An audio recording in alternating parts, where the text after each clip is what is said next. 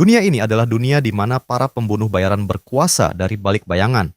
Seorang raja yang selama ini diyakini telah mati ternyata kembali hidup. Ia dikhianati oleh organisasinya sendiri, namun diselamatkan oleh seorang sahabat yang mengorbankan nyawanya. Kini, ia kembali bukan untuk kekuasaan, melainkan untuk balas dendam. Namun takdir mempermainkannya, karena pembunuh paling mematikan di dunia justru harus menjalani kehidupan sebagai menantu yang tinggal di rumah keluarga istrinya. Ironisnya, orang-orang yang akan memanggilnya sebagai keluarga sama sekali tidak mengetahui betapa berbahayanya pria tersebut. Kisah ini dimulai di wilayah Sahel, Afrika. Pada malam hari, burung nasar beterbangan di bawah cahaya bulan purnama, menciptakan suasana menyeramkan seperti dunia bawah. Wilayah ini dikenal sebagai pusat terorisme global yang paling ganas dan dijuluki sebagai zona kematian terlarang oleh berbagai pemerintah di dunia. Di tempat itu berdiri sebuah markas yang seluruhnya terbuat dari besi, dengan 2 orang teroris berjaga di pintu masuk. Namun tiba-tiba, seorang pembunuh muncul dari belakang salah satu penjaga seperti bayangan. Ia langsung menempelkan belati ke leher targetnya dan dalam sekejap memenggal kepalanya. Di saat yang sama, seorang pembunuh lain menggorok leher penjaga kedua dan menghabisinya. Semua itu terjadi hanya dalam waktu 1 detik. Setelah membunuh kedua penjaga, pria kedua meletakkan kepala korban ke tanah dan berbicara kepada Wolf King, merasa ada sesuatu yang tidak beres karena hanya ada 2 penjaga di sepanjang jalur masuk. Mendengar itu, sang protagonis yang dikenal sebagai Wolf King memperingatkan agar tetap waspada karena situasinya memang terasa mencurigakan. Wolf King menjelaskan bahwa indikator target menunjukkan barang yang mereka cari berada tepat di depan. Kemudian Wolf King dan Red Wolf membuka pintu masuk perlahan dan mengintip ke dalam. Di dalam ternyata hanya ada ruangan kosong. Red Wolf kemudian menunjuk ke arah sebuah objek dan mengatakan bahwa barang itu ada di sana. Keduanya bergerak maju dengan sangat hati-hati dan tanpa suara, lalu mencoba membuka kotak yang mereka temukan.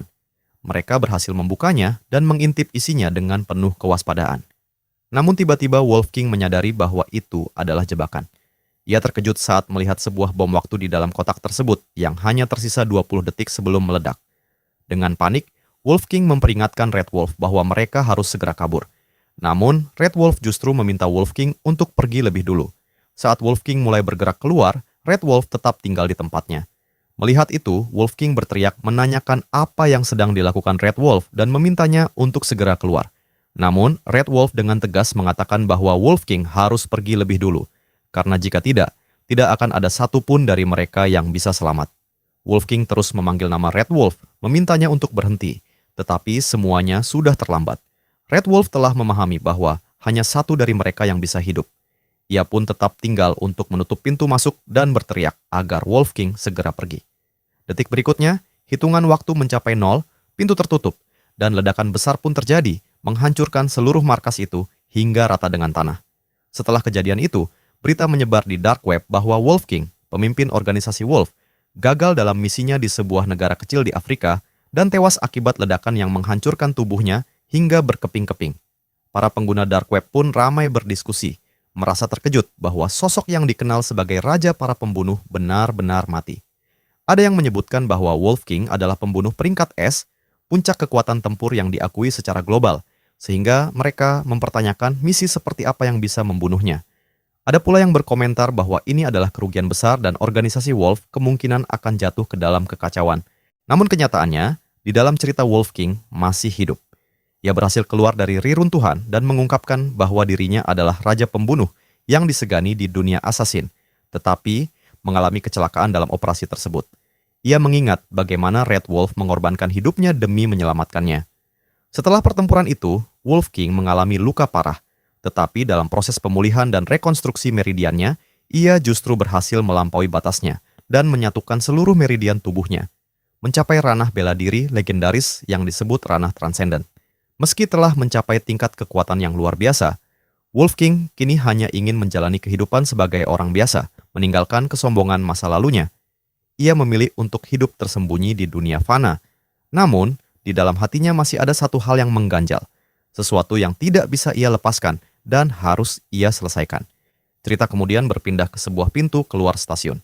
Setelah keluar, Wolf King merasakan kebebasan. Ia tersenyum sambil menatap langit. Setelah itu, ia mendekati seorang sopir taksi dan menyebutkan alamat tujuan, yaitu nomor 33 Huatian di Yunnan. Sopir tersebut mengerti dan langsung mengajaknya masuk ke dalam mobil. Di sepanjang perjalanan, sopir memperhatikan logat bicara Wolfgang dan menanyakan apakah ia bukan orang asli daerah tersebut, serta apakah ia datang ke Wuling untuk mengunjungi kerabat. Wolfgang menjawab bahwa hal itu bisa dianggap benar. Sopir kemudian mengatakan bahwa mendekati keluarga Feng bukanlah hal yang mudah.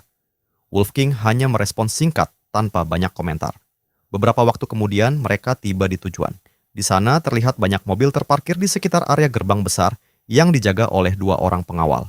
Saat Wolfgang hendak membayar ongkos, sopir taksi menghentikannya dan mengatakan bahwa tidak perlu terburu-buru karena ia akan menunggu, sehingga pembayaran bisa dilakukan sekalian untuk perjalanan pulang pergi. Wolfgang merasa heran dan menanyakan maksudnya, tetapi sopir hanya mengatakan bahwa ia akan segera mengetahuinya. Setelah itu, Wolfgang turun dari taksi dan berjalan menuju gerbang besar tersebut. Dalam hati, Wolfgang menyadari bahwa tampaknya keluarga Feng sedang mengadakan sebuah acara besar yang meriah. Sopir taksi masih duduk di dalam mobil sambil memperhatikan Wolfgang dari kejauhan. Dengan nada meremehkan, sopir itu berkomentar bahwa hari ini adalah hari besar bagi keluarga Feng, dan melihat penampilan Wolfgang yang sederhana, jelas ia mengira pria itu datang untuk menumpang status sosial dengan keluarga tersebut.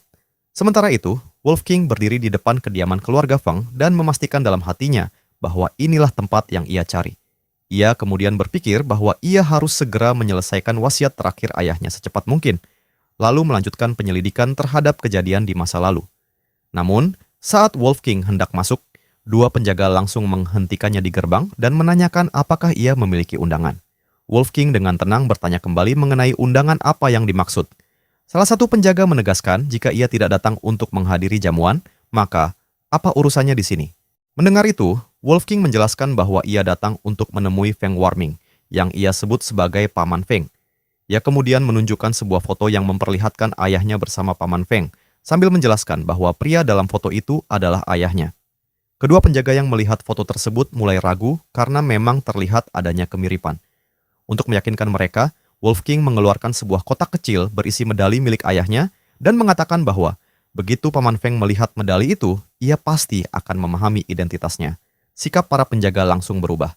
Dengan penuh hormat, mereka menerima medali tersebut dan meminta Wolfgang untuk menunggu sebentar, karena mereka akan segera melaporkannya kepada tuan mereka. Sementara itu, di dalam kediaman keluarga Feng, sebuah pesta besar sedang berlangsung. Banyak tamu berkumpul, menikmati suasana, dan berbincang satu sama lain. Di tengah pesta, Yuna terlihat sangat cantik. Ia menanggapi perkataan para tamu dengan mengatakan bahwa meskipun ia menikah, ia tetap akan menjadi bagian dari keluarga Feng.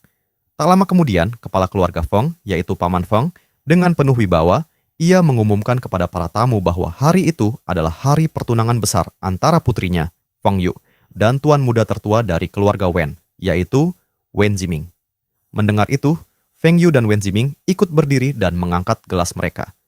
Paman Feng kemudian mengajak semua orang untuk bersulang dan memberikan selamat kepada pasangan muda tersebut, sekaligus berharap kerjasama bisnis antara keluarga Feng dan keluarga Wen akan terus berkembang. Para tamu pun bersorak dan mengucapkan selamat. Mereka juga berkomentar bahwa dengan adanya aliansi pernikahan antara keluarga Feng dan keluarga Wen, kedua keluarga itu akan mampu menguasai kota Wuling di masa depan. Namun tiba-tiba, seorang penjaga datang mendekati Paman Feng dari belakang dan memberitahukan bahwa telah terjadi sesuatu. Paman Feng melihat ekspresi penjaga, lalu menanyakan apa yang sebenarnya terjadi. Penjaga tersebut kemudian menunjukkan medali milik ayah Wolfgang dan menjelaskan bahwa ada seorang pemuda di luar yang mencarinya sambil membawa benda itu. Begitu melihat medali tersebut, Paman Feng langsung terkejut dan menyadari bahwa itu adalah tanda dari keluarga Jiang. Pada saat itu juga, istri Paman Feng ikut terkejut dan mempertanyakan mengapa seseorang dari keluarga Jiang muncul di saat yang begitu krusial. Istri Paman Feng kemudian menyebut bahwa di masa lalu, ayahnya pernah menjodohkan kakaknya dengan putra dari keluarga Jiang, yaitu Jiang Hao, sejak mereka masih kecil. Mendengar hal itu, sang putri langsung terkejut dan tidak percaya. Ia segera memohon kepada kakeknya agar membela kakaknya jika benar tamu tersebut adalah putra keluarga Jiang, karena ia tidak ingin kakaknya dipaksa menikah dengan orang asing. Sang kakek mencoba menenangkan situasi dan meminta Paman Feng untuk pergi melihat situasi terlebih dahulu. Sebelum pergi, Paman Feng meminta istrinya untuk tetap tinggal dan menghibur keluarga Wen sementara ia pergi menemui tamu tersebut. Setelah itu, Paman Feng menuju ruangan tempat Wolfgang dibawa oleh penjaga. Begitu melihatnya, Paman Feng langsung mengenali Wolf King sebagai Haoji. Wajahnya dipenuhi kebahagiaan karena akhirnya bisa menemukannya setelah bertahun-tahun mencari. Wolf King juga merasa senang melihat Paman Feng dan mengatakan bahwa ia datang terlambat hingga membuatnya khawatir. Keduanya kemudian saling berpelukan dengan penuh emosi. Paman Feng memperhatikan bahwa Haoji kini telah tumbuh menjadi pria dewasa. Ia lalu menanyakan kabar ayah Haoji dan alasan mengapa ia tidak datang. Mendengar pertanyaan itu, ekspresi Wolf King berubah menjadi sedih. Ia menjelaskan bahwa ayahnya telah meninggal 10 tahun lalu akibat luka lama yang kambuh. Mendengar kabar itu, Paman Feng sangat terkejut dan diliputi rasa bersalah. Ia menundukkan kepala dan mengakui bahwa semua itu adalah kesalahannya. Karena jika dulu ayah Haoji tidak menyelamatkannya, ia tidak akan terluka parah. Ia juga menyadari bahwa Haoji pasti telah melalui banyak penderitaan selama bertahun-tahun. Namun, Wolf King mengatakan bahwa semua itu sudah berlalu. Ia kemudian menjelaskan tujuan kedatangannya, yaitu untuk memenuhi wasiat terakhir ayahnya. Ia mengatakan bahwa ayahnya memintanya untuk datang menemui Paman Feng, karena setelah bertemu dengannya, semua akan menjadi jelas. Mendengar hal itu, Paman Feng menjadi serius. Ia memahami maksud dari wasiat tersebut, tetapi di saat yang sama ia juga menyadari bahwa situasi saat ini tidaklah sederhana. Pada saat itu, istri Paman Feng juga datang ke tempat tersebut bersama anggota keluarga lainnya.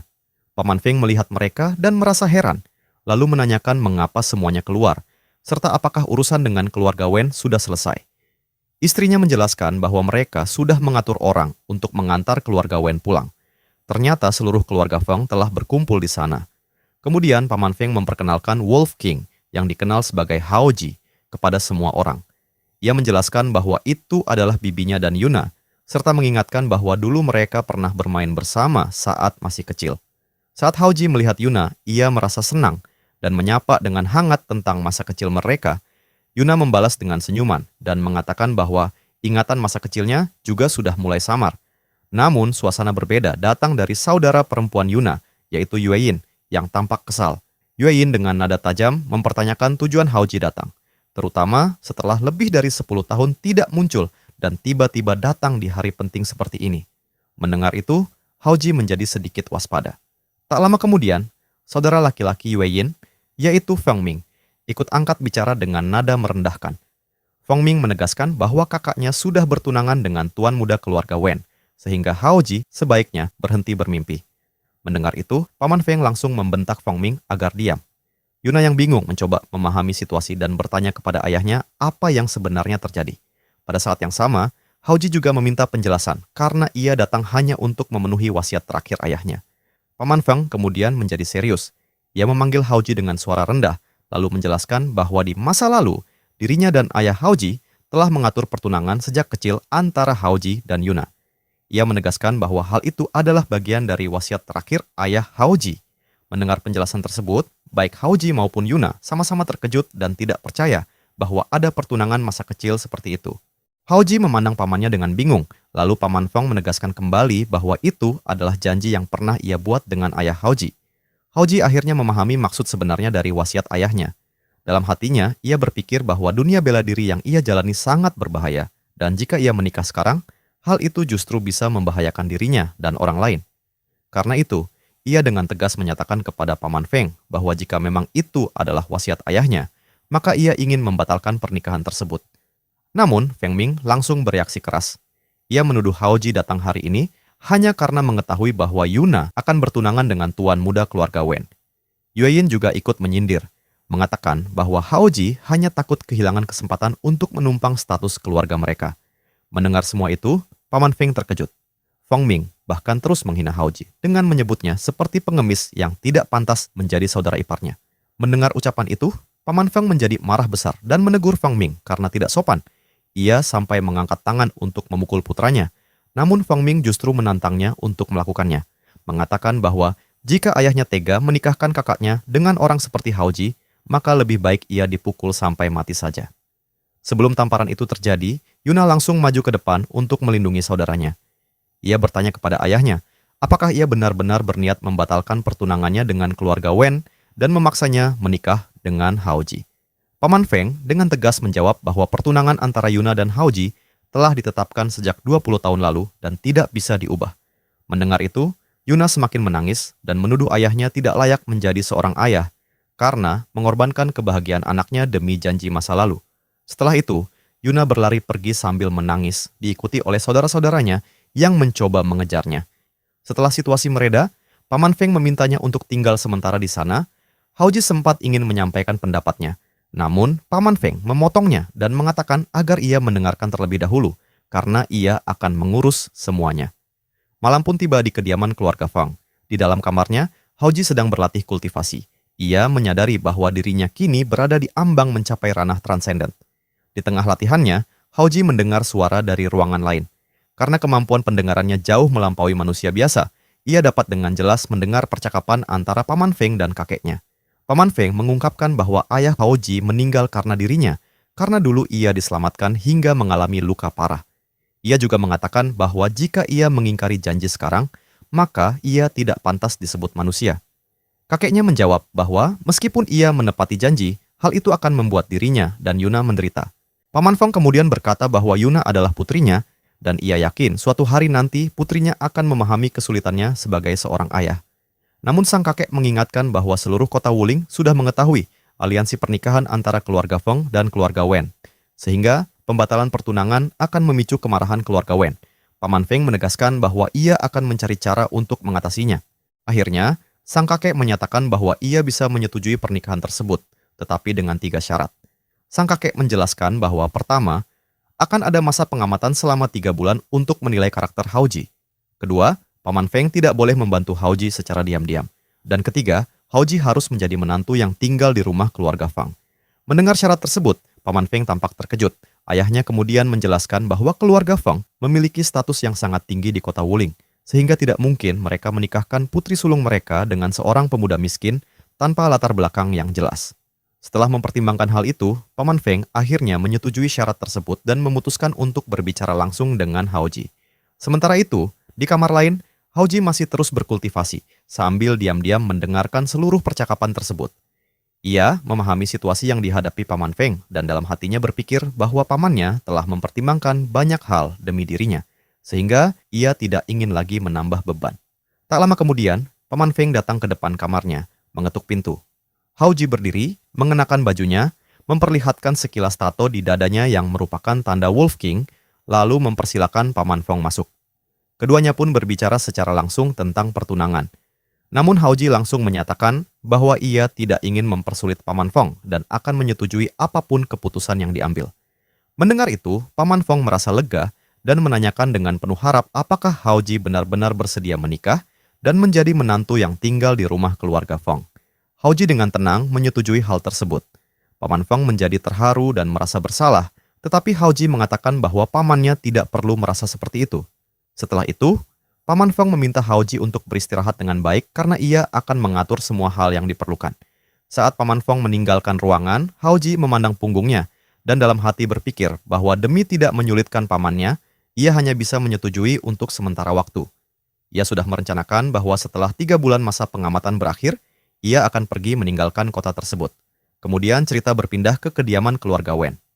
Di sana, kepala keluarga Wen, Wen Gaofeng, memukul meja dengan keras sambil marah besar ketika mendengar bahwa pertunangan akan dibatalkan. Ia tidak percaya karena acara pertunangan tinggal 3 hari lagi. Paman Feng tetap tenang dan menjelaskan bahwa ia berharap Wen Gaofeng dapat memahami posisinya, karena janji lama harus ditepati, dan ia tidak ingin menjadi orang yang mengingkari kata-kata sendiri. Namun, Wen Gaofeng semakin marah dan merasa bahwa keluarga Wen sedang dipermalukan di hadapan seluruh kota Wuling. Sebagai bentuk permintaan maaf, Paman Feng menawarkan untuk mundur dari proyek besar di distrik Nanshan. Namun, tawaran itu tidak mampu meredakan kemarahan Wen Gaofeng. Ia dengan keras menolak, mengatakan bahwa keluarga Wen tidak bisa dipermainkan dengan cara seperti itu. Ia bersumpah bahwa keluarga Feng akan membayar harga atas penghinaan ini. Setelah itu, Wen Gaofeng pergi dengan penuh amarah meninggalkan Paman Feng. Adegan kemudian berpindah ke sebuah warnet yang ramai. Banyak orang di sana, ada yang bermain game, bekerja, maupun sekadar bersantai. Haoji juga berada di sana dengan tujuan menyelidiki sesuatu. Ia mengetik dengan cepat di keyboard, mencari berbagai informasi. Di layar komputernya muncul berbagai berita, termasuk gambar kupu-kupu dan informasi tentang dunia bawah tanah. Salah satu berita menampilkan seorang pria tua yang dikenal sebagai master besar bela diri dari luar negeri, dijuluki Naga Pengembara Timur, yang kini menjadi target perburuan global dengan hadiah sebesar 200 juta dolar. Hauji penasaran mengapa orang tersebut diburu. Kemudian Hauji membaca berita lain tentang seorang mahasiswi dari sebuah universitas di Huaxia yang menjadi korban pemerkosaan dan pembunuhan oleh keturunan langsung keluarga Kors. Bahkan, keluarga tersebut juga berusaha membunuh ibu korban yang mencoba menuntut keadilan. Seorang tokoh bernama Pei Yuanbai tidak tinggal diam dan membunuh pelaku beserta belasan pengawal pribadinya. Hauji merasa bahwa tindakan tersebut mencerminkan kebencian mendalam terhadap kejahatan dan menganggap Pei Yuanbai sebagai sosok yang layak dihormati, terutama karena ia adalah sahabat dekat gurunya. Namun, tiba-tiba perhatian Hauji terhenti pada sebuah berita lain. Tangannya membeku di mouse ketika ia melihat informasi bahwa pemimpin organisasi Wolf, yaitu Wolf King, telah gugur.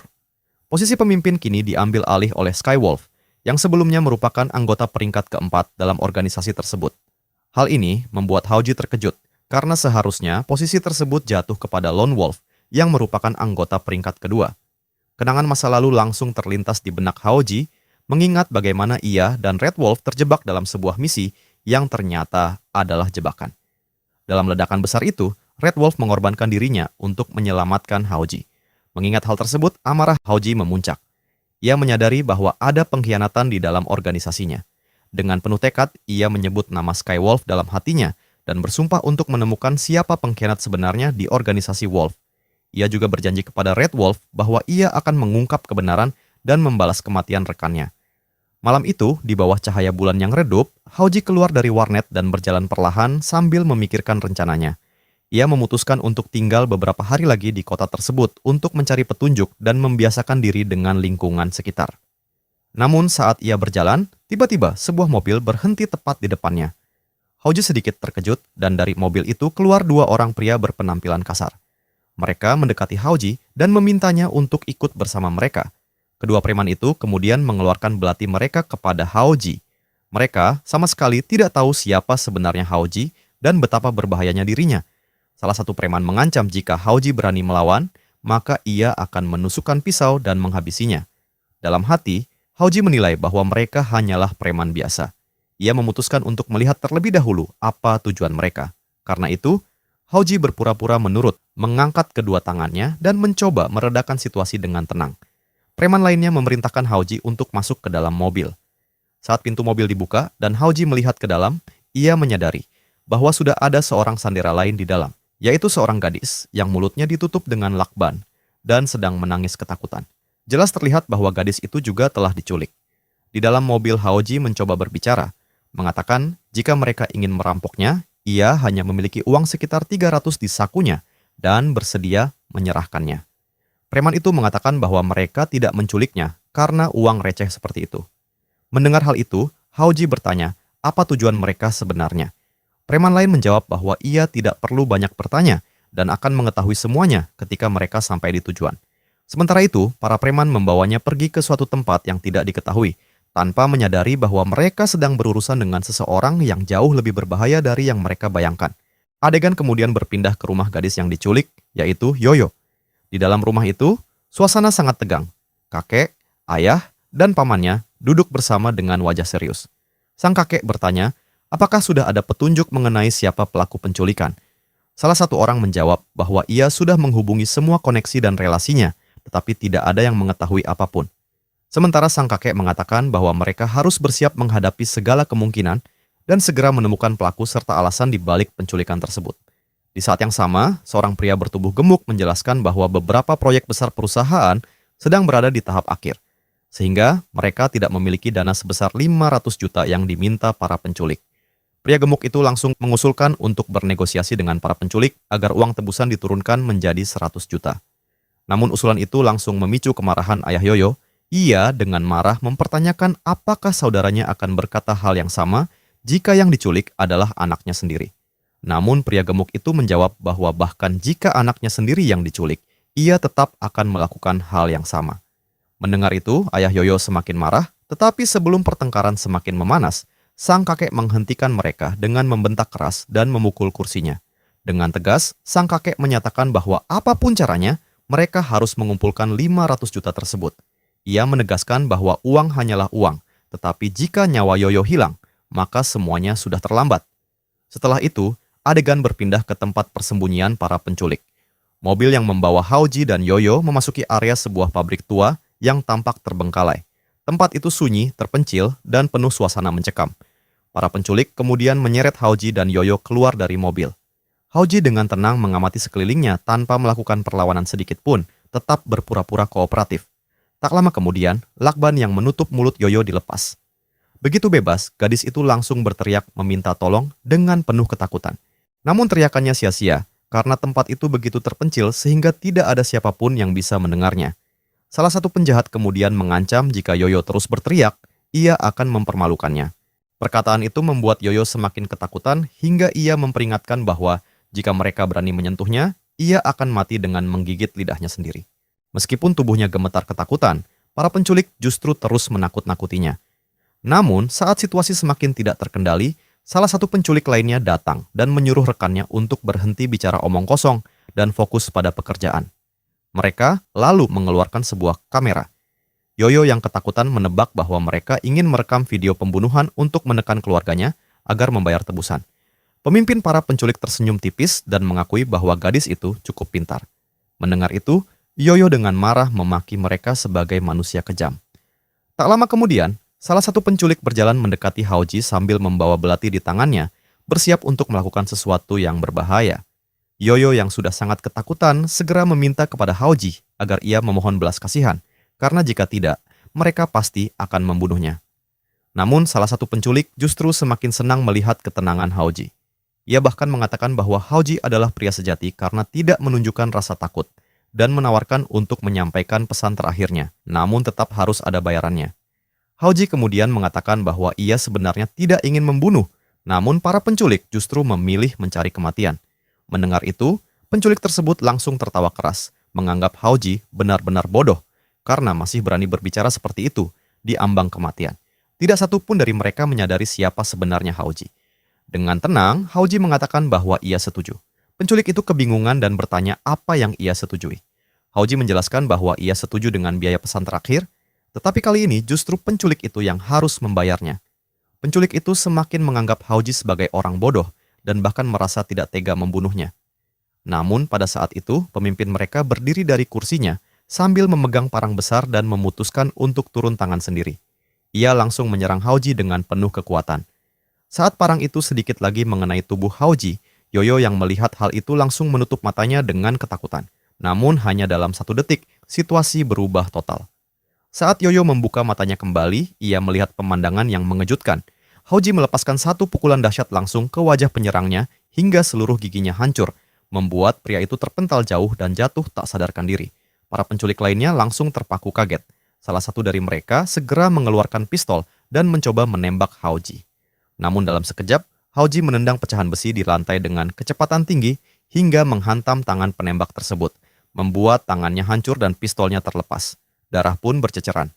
Pada saat yang sama, beberapa penculik lain maju menyerang. Salah satu dari mereka bahkan langsung menembak, tetapi Haoji dengan mudah menghindari peluru dan bergerak dengan kecepatan luar biasa. Dalam satu gerakan cepat, Haoji menyerang leher salah satu musuh dan menembus dadanya. Penculik lain yang melihat itu langsung ketakutan, namun belum sempat bereaksi. Haoji sudah menyerangnya dan menghabisinya dengan cara yang sama. Seorang pria botak yang berada di dekatnya benar-benar ketakutan dan tidak mampu bergerak. Dalam keadaan gemetar, ia bertanya siapa sebenarnya Haoji. Dalam sekejap, Haoji muncul di belakangnya seperti bayangan dan mengatakan bahwa namanya bukan sesuatu yang pantas untuk diketahui oleh orang seperti mereka. Sebelum pria itu sempat bereaksi, Haoji langsung membanting kepalanya ke tanah dengan keras. Setelah itu, Haoji dengan santai mengambil uang milik pria tersebut sambil bergumam bahwa ia baru saja mengambil biaya pesan terakhir. Kemudian Haoji menginjak wajah pria botak itu. Pada saat itulah Yoyo memanggilnya dan meminta bantuan untuk melepaskan tali yang mengikatnya. Tanpa berkata apapun, Haoji melemparkan pisau dengan presisi luar biasa hingga memotong tali tersebut. Yoyo sangat terkejut melihat ketepatan lemparan itu. Dari belakang, Yoyo mengucapkan terima kasih, namun setelah itu, Haoji langsung berjalan pergi tanpa banyak bicara. Beberapa waktu kemudian, polisi dan ambulans tiba di lokasi.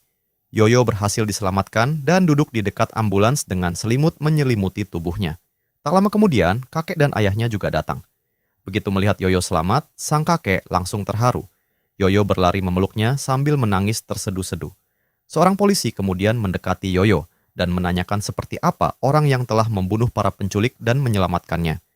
Yoyo menghapus air matanya dan menjawab bahwa pria tersebut memakai penutup wajah, sehingga ia tidak bisa melihat wajahnya.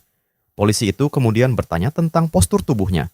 Dengan tenang, Yoyo menjawab bahwa pria itu bertubuh gemuk, pendek, dan kemungkinan seorang pria paruh baya berusia sekitar 40-an. Kemudian adegan berpindah ke malam hari di rumah Yoyo. Ia telah kembali ke rumah dengan selamat. Sang kakek langsung menyadari bahwa gadis itu telah berbohong kepada polisi. Yoyo pun menundukkan kepalanya dan mengakui bahwa ia memang melihat wajah penyelamatnya, tetapi ia tidak ingin mengkhianatinya. Dalam hati, Yoyo merasa bahwa orang yang telah menyelamatkannya tidak pantas dibalas dengan pengkhianatan. Mendengar itu, kakek Yoyo mengangguk perlahan dan mengakui bahwa menjaga janji serta tahu membalas kebaikan adalah hal yang baik. Namun, kemudian ia mengingatkan bahwa keluarga Jan adalah keluarga terpandang, sehingga mereka tidak bisa langsung mempercayai siapapun. Bisa saja ada tujuan lain di balik tindakannya.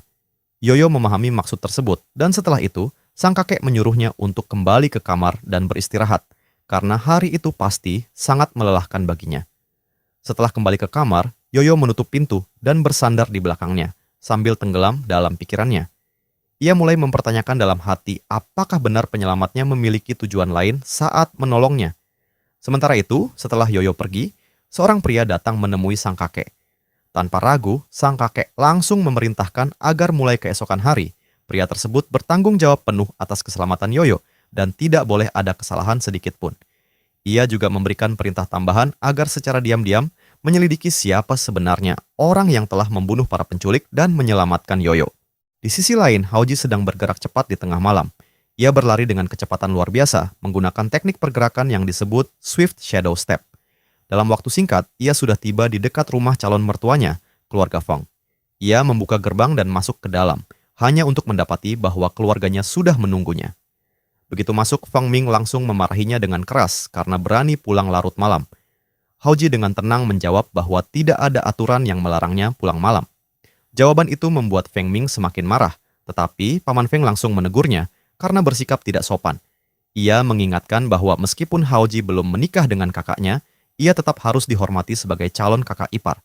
Namun Feng Ming dengan arogan membalas bahwa Haoji hanyalah pemuda miskin tanpa latar belakang dan tidak layak menjadi bagian dari keluarga mereka.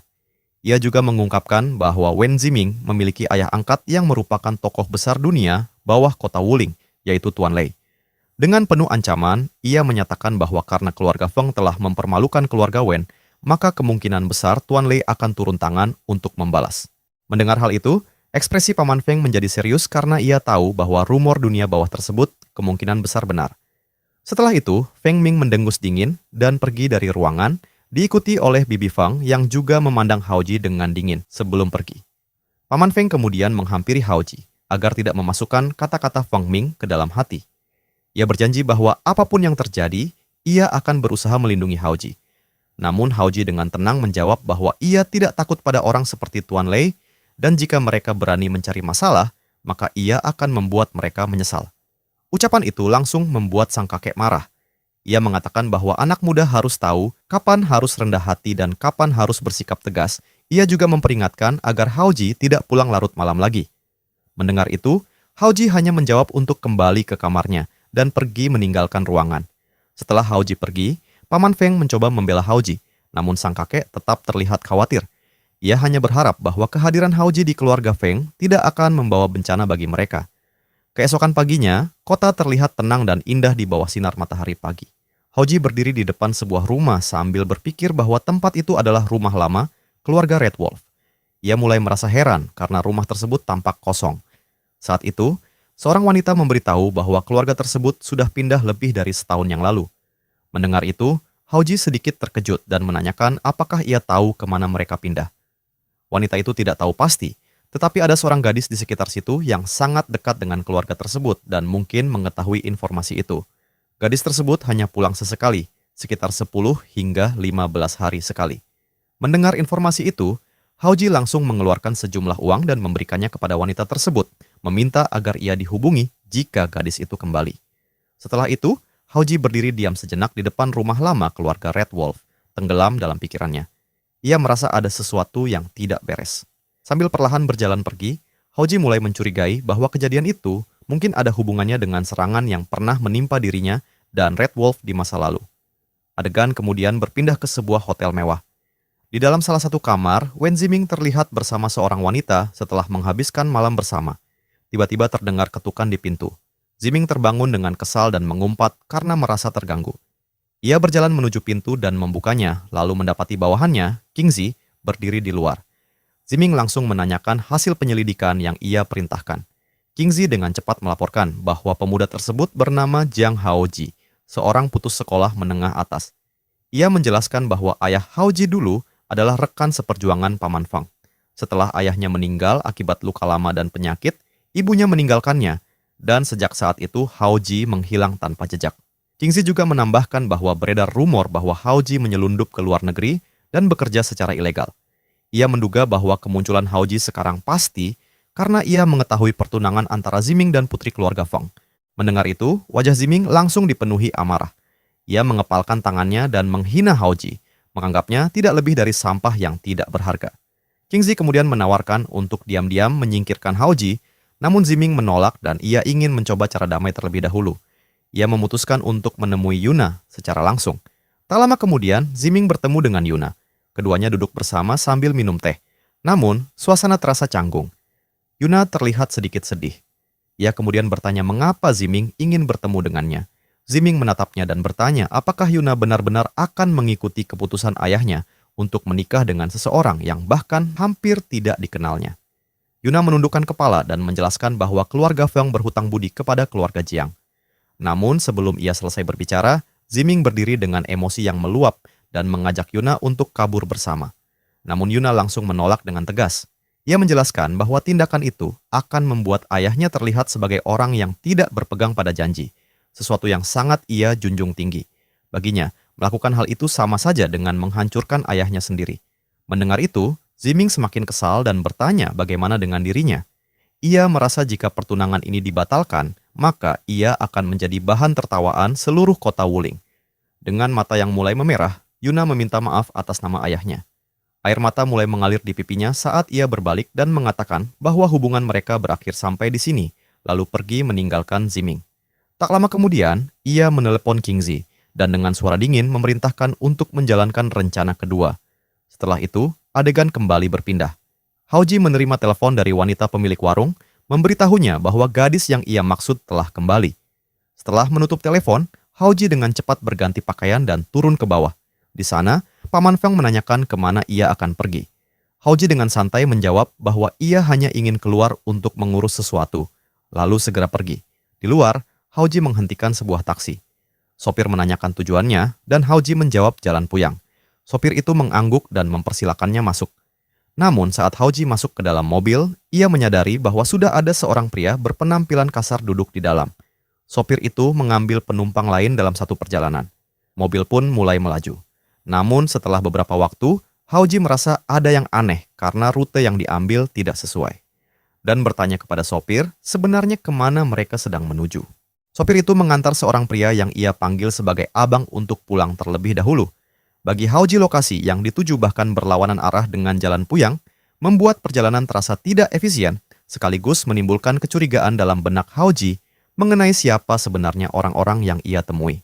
Setibanya di kediaman keluarga Wen Ziming, Haoji diminta untuk masuk seorang diri. Meskipun situasinya terasa mencurigakan, ia tetap bersikap tenang setelah diyakinkan bahwa selama ia tidak membuat masalah, ia tidak akan dilukai. Di dalam hatinya, Haoji justru semakin penasaran dan ingin mengetahui siapa sosok yang berada di balik semua ini. Di dalam rumah itu, Haoji akhirnya bertemu dengan Wen Ziming dan King Zi. Begitu melihatnya, Wen Ziming langsung menunjukkan sikap merendahkan. Ia menyebut Haoji sebagai tunangan Yuna yang hanya menumpang hidup di keluarga Feng. Dari ucapan itu, Haoji langsung memahami posisi dan niat mereka, lalu tanpa berlama-lama ia menanyakan tujuan mereka membawanya ke tempat tersebut. Wen Ziming semakin menjadi-jadi dalam menghina Haoji. Ia menganggap Haoji tidak pantas untuk Yuna dan menyebutnya sebagai orang miskin yang tidak berharga. Bahkan, Wen Ziming merasa terhina karena harus tersaingi oleh seseorang seperti Haoji. Tanpa basa-basi, Wen Ziming kemudian menyampaikan maksudnya dengan tegas, yaitu agar Haoji memotong satu jarinya, meninggalkan keluarga Feng, dan kembali ke tempat asalnya.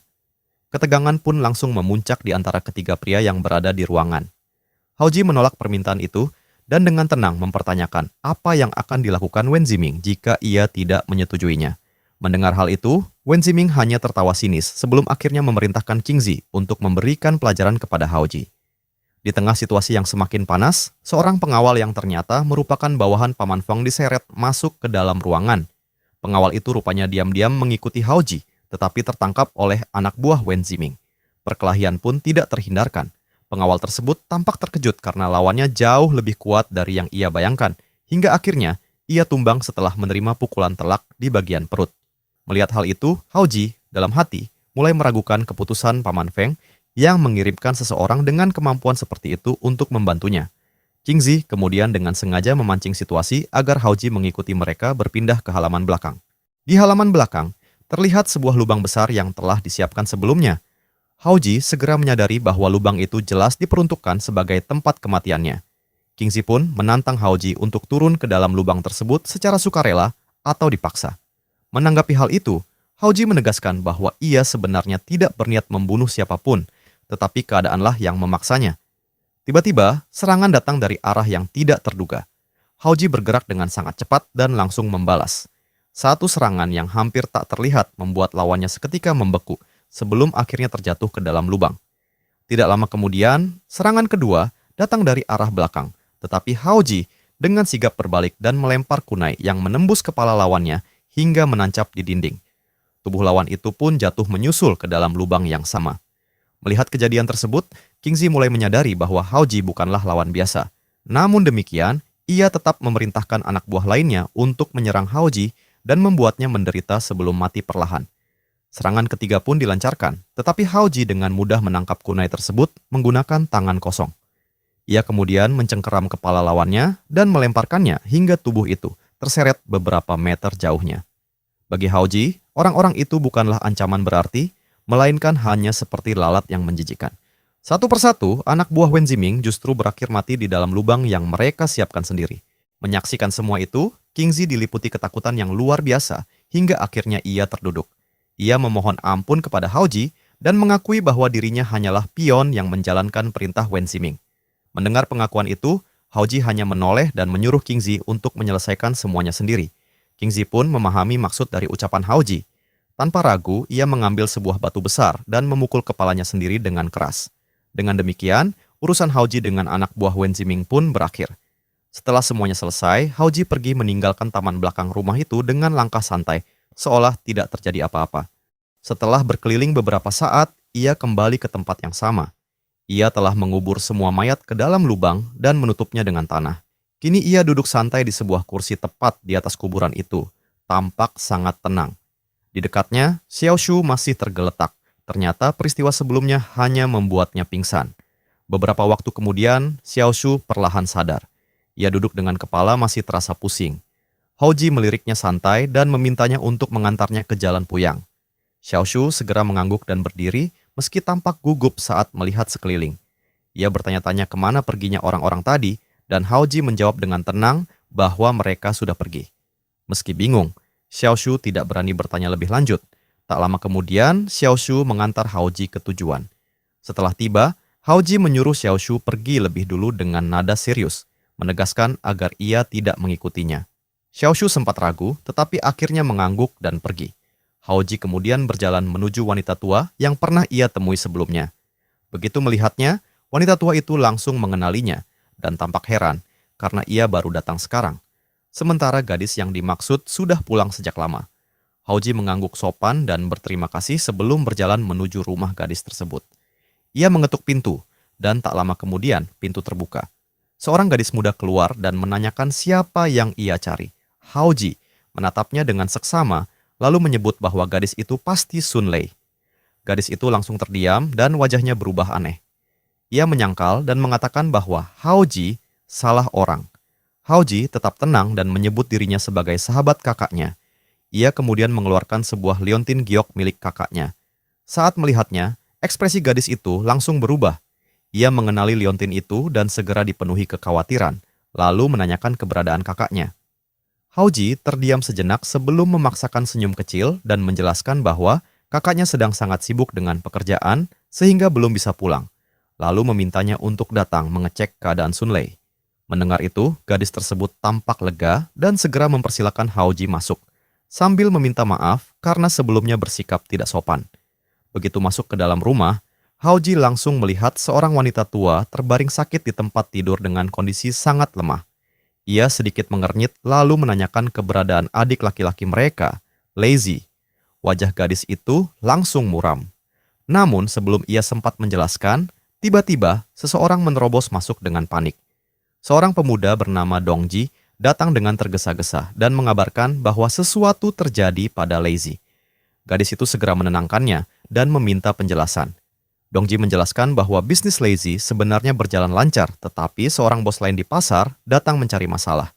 Orang itu menuduh Lazy memonopoli pasar dan menuntut kompensasi sebesar 1 juta serta memaksanya pergi. Lazy menolak dan pertengkaran pun terjadi. Namun situasi menjadi lebih buruk ketika diketahui bahwa orang tersebut didukung oleh sosok bernama Black Panther. Mendengar nama itu, wajah gadis tersebut langsung pucat. Tak lama kemudian, mereka bertiga berada di dalam sebuah van menuju lokasi. Dalam perjalanan, gadis itu menjelaskan kepada Haijo bahwa 1,5 tahun lalu ibu mereka jatuh sakit parah. Karena itu, Lazy terpaksa meminjam uang dengan bunga tinggi dari pasar gelap.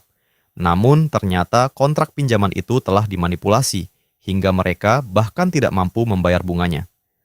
Dongji juga menjelaskan bahwa Black Panther adalah orang yang menjalankan bisnis rentenir tersebut. Akhirnya, van berhenti di depan sebuah tempat hiburan mewah bernama Passion Flying Bar. Mereka bertiga turun dan Haoji menyuruh Dongji menunggu di luar. Dongji tampak ragu, tetapi gadis itu segera menegaskan bahwa di dalam terlalu berbahaya dan meminta Dongji mengikuti perintah Haoji. Dengan terpaksa, ia pun setuju. Haoji dan Sunlei kemudian masuk ke dalam bar. Begitu mereka melangkah masuk, banyak mata langsung tertuju pada wajah-wajah asing mereka. Suasana di dalam sangat kacau. Musik berdentum keras, para wanita tertawa sambil menghamburkan uang orang lain. Uang bertebaran di udara, sementara orang-orang minum, berteriak, dan bertarung tanpa kendali. Tidak jauh dari sana, sebuah perkelahian brutal sedang berlangsung. Di dalam arena, seorang pria berotot sedang menghajar pria botak tanpa ampun hingga akhirnya menjatuhkannya ke lantai. Sorakan keras langsung meledak dari para penonton yang menikmati pertarungan brutal tersebut. Sementara itu, di area privat, tawa keras bergema. Di sana, seorang pria botak duduk santai di sofa sambil mengisap cerutu. Sementara di hadapannya, seorang pria berjas duduk tenang menikmati segelas anggur. Pria botak itu, yang dikenal sebagai Black Panther, tersenyum angkuh sambil membahas petarung karate dari Jepang, yang disewa dengan harga mahal oleh pria berjas yang disebut Old Jiang. Old Jiang dengan tenang membenarkan bahwa petarung itu memang sangat kuat. Tiba-tiba, seorang anak buah Black Panther berlari masuk dan melaporkan bahwa adik perempuan Lazy telah datang. Black Panther dengan santai mengizinkan mereka masuk. Tak lama kemudian, anak buah itu membawa gadis tersebut bersama Haoji ke hadapan Black Panther. Gadis itu segera membungkuk hormat, namun Black Panther langsung bersikap dingin dan tidak sabar. Ia menegaskan agar mereka tidak membuang waktu, lalu dengan nada mengancam menyuruh mereka membayar uang atau bersiap melihat urat kaki Lazy dihancurkan. Haoji dengan tenang melangkah maju dan menjelaskan bahwa mereka datang untuk menyelesaikan masalah utang tanpa kekerasan.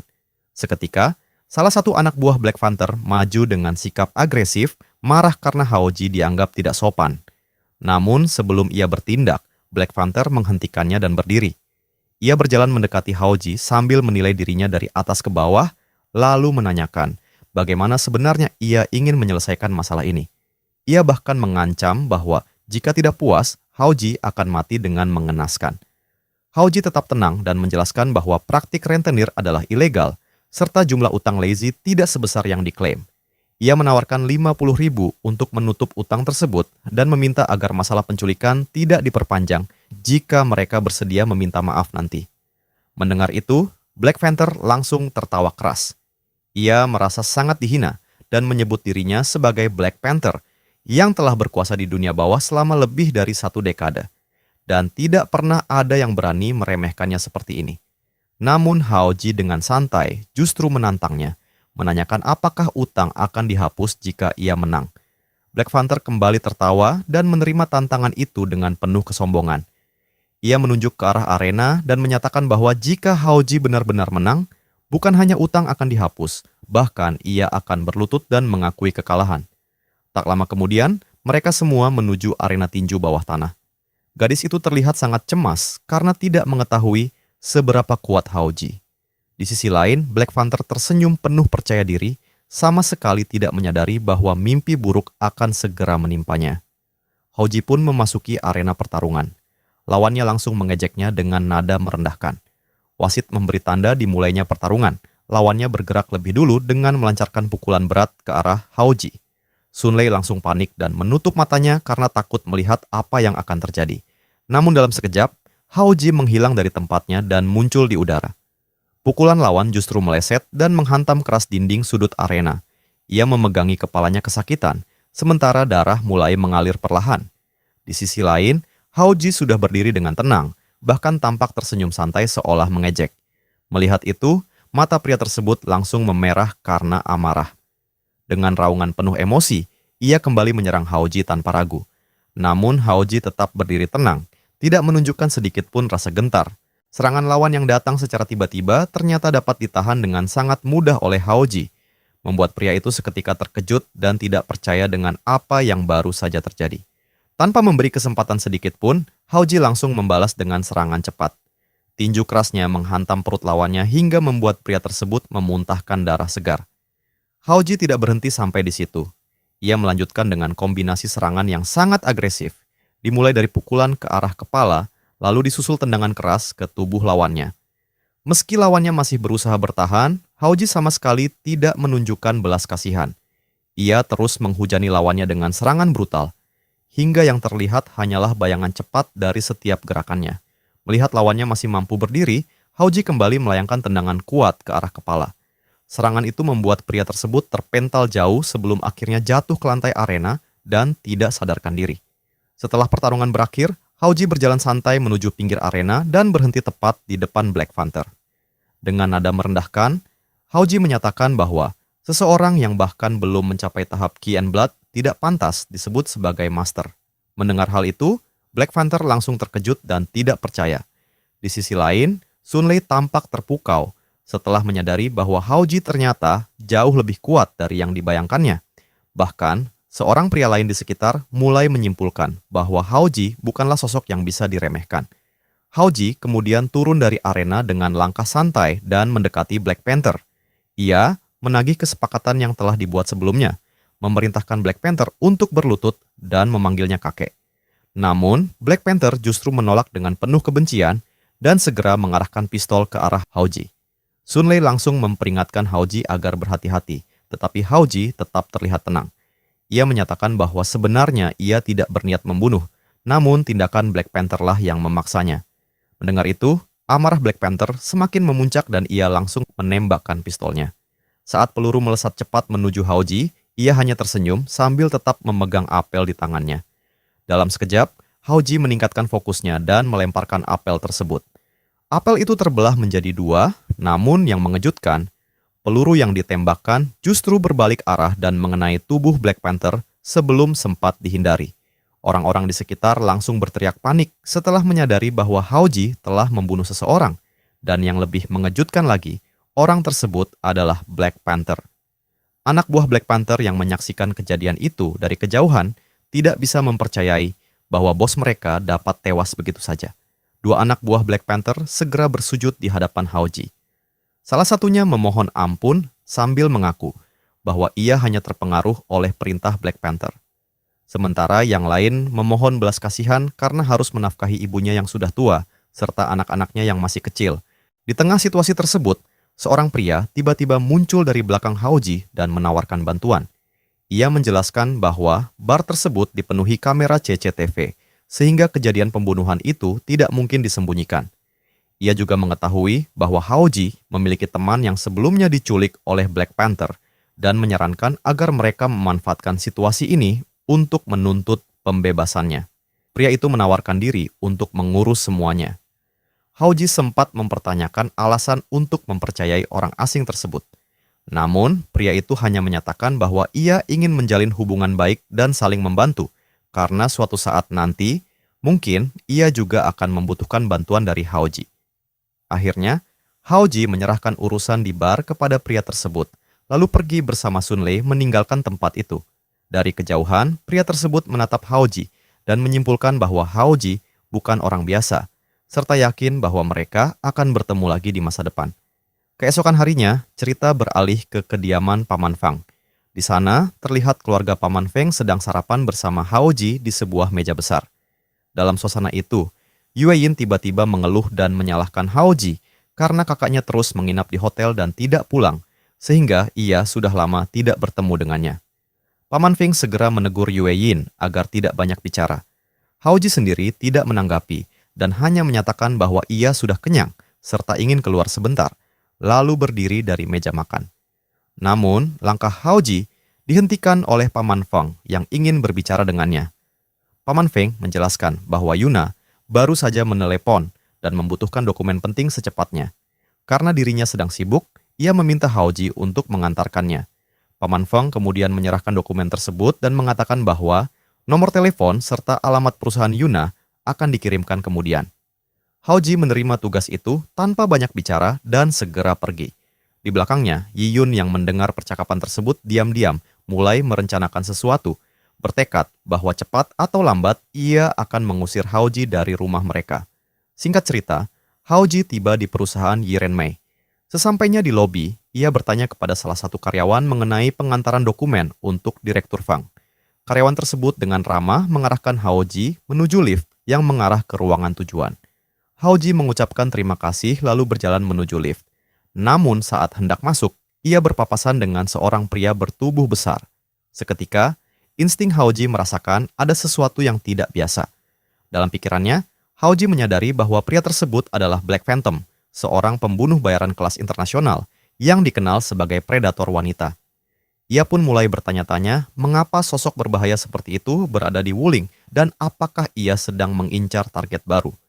Pertemuan singkat itu pun berakhir saat pintu lift tertutup, meninggalkan Haoji dengan rasa curiga yang belum terjawab. Setelah beberapa saat, Haoji akhirnya tiba di ruangan yang dimaksud. Tanpa ragu, ia langsung masuk, dan di dalam Yuna sudah menunggunya. Namun bukannya menyambut kedatangan calon tunangannya dengan baik, Yuna justru menunjukkan ekspresi kesal. Ia menegur Haoji karena tidak membiasakan diri mengetuk pintu terlebih dahulu sebelum masuk. Haoji sama sekali tidak menanggapi sikap tersebut. Ia hanya tersenyum tipis, lalu meletakkan dokumen yang diminta di atas meja. Alih-alih mengucapkan terima kasih, Yuna justru menyuruhnya segera pergi jika tidak ada urusan lain. Mendengar itu, Haoji hanya tertawa kecil dan menyindir cara Yuna dalam menyambut tamu.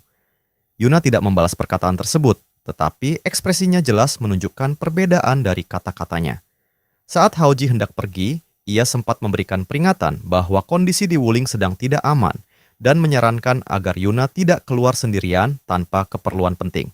Namun peringatan itu justru disalahartikan oleh Yuna sebagai doa buruk. Haoji menanggapinya dengan santai, menegaskan bahwa ia hanya mengingatkan agar Yuna lebih berhati-hati, lalu segera pergi meninggalkan ruangan. Tak lama kemudian, Haoji sudah berada di luar kantor. Tiba-tiba, sebuah mobil balap melaju dengan kecepatan tinggi ke arahnya, seolah hendak menabraknya. Namun mobil itu berhenti tepat di depannya. Dari dalam mobil, Feng Ming menyapanya dan mengajak Haoji untuk ikut ke ajang balapan mobil komunitasnya. Awalnya, Haoji tidak tertarik dan berusaha menolak. Namun, Feng Ming terus membujuk dengan iming-iming hadiah sebesar 1 juta yang akan dibagi 2 jika menang. Dalam hati, Haoji menyadari bahwa ia memang sedang membutuhkan uang. Setelah mempertimbangkan sejenak, ia akhirnya setuju dan masuk ke dalam mobil. Sebelum mereka berangkat, Haoji memastikan bahwa Feng Ming tidak akan menipunya. Feng Ming menjawab dengan senyum sinis yang justru menegaskan keseriusannya. Dan seketika mobil pun melaju cepat menuju lokasi balapan. Setelah melewati jalan panjang dan tikungan yang berkelok-kelok, mereka akhirnya tiba di arena balap. Beberapa anggota komunitas mobil langsung mendekat dan menanyakan siapa yang dibawa oleh Feng Ming. Dengan santai, Feng Ming memperkenalkan Haoji sebagai calon kakak iparnya. Ucapan itu langsung disambut dengan berbagai ejekan. Seorang pria pirang meremehkan Haoji sebagai calon menantu yang hanya ingin menumpang hidup di keluarga Fang. Seorang pria berkacamata menambahkan bahwa Haoji adalah orang yang telah merebut calon istri tuan muda keluarga Wen. Seorang wanita ikut menghina dengan menyebut Haoji sebagai pria licik. Bahkan, seorang pria bertubuh kekar dengan terang-terangan menghina mendiang ayah Haoji. Mendengar hinaan tersebut, Haoji langsung mendekati pria kekar itu hingga mereka berdiri saling berhadapan. Namun, pria itu tetap bersikap angkuh dan merasa bebas mengatakan apa saja, membuat suasana semakin memanas. Tak lama kemudian, balapan diputuskan untuk segera dimulai. Sebelum itu, Feng Ming sempat memperingatkan Haoji mengenai Fei Xiaohu, anak haram bos Fei, agar tidak mencari masalah dengannya. Namun Haoji sama sekali tidak mempedulikannya. Mereka pun bersiap di garis start. Dari dalam mobil, Fei mulai memprovokasi dengan nada mengancam, memperingatkan agar mereka siap menerima konsekuensi jika berani melawannya. Haoji tetap acuh dan justru menanyakan identitas pembalap lain. Feng Ming menjelaskan bahwa pria pirang itu adalah Jin Shixuan, seorang pembalap terkenal dari keluarga Jin.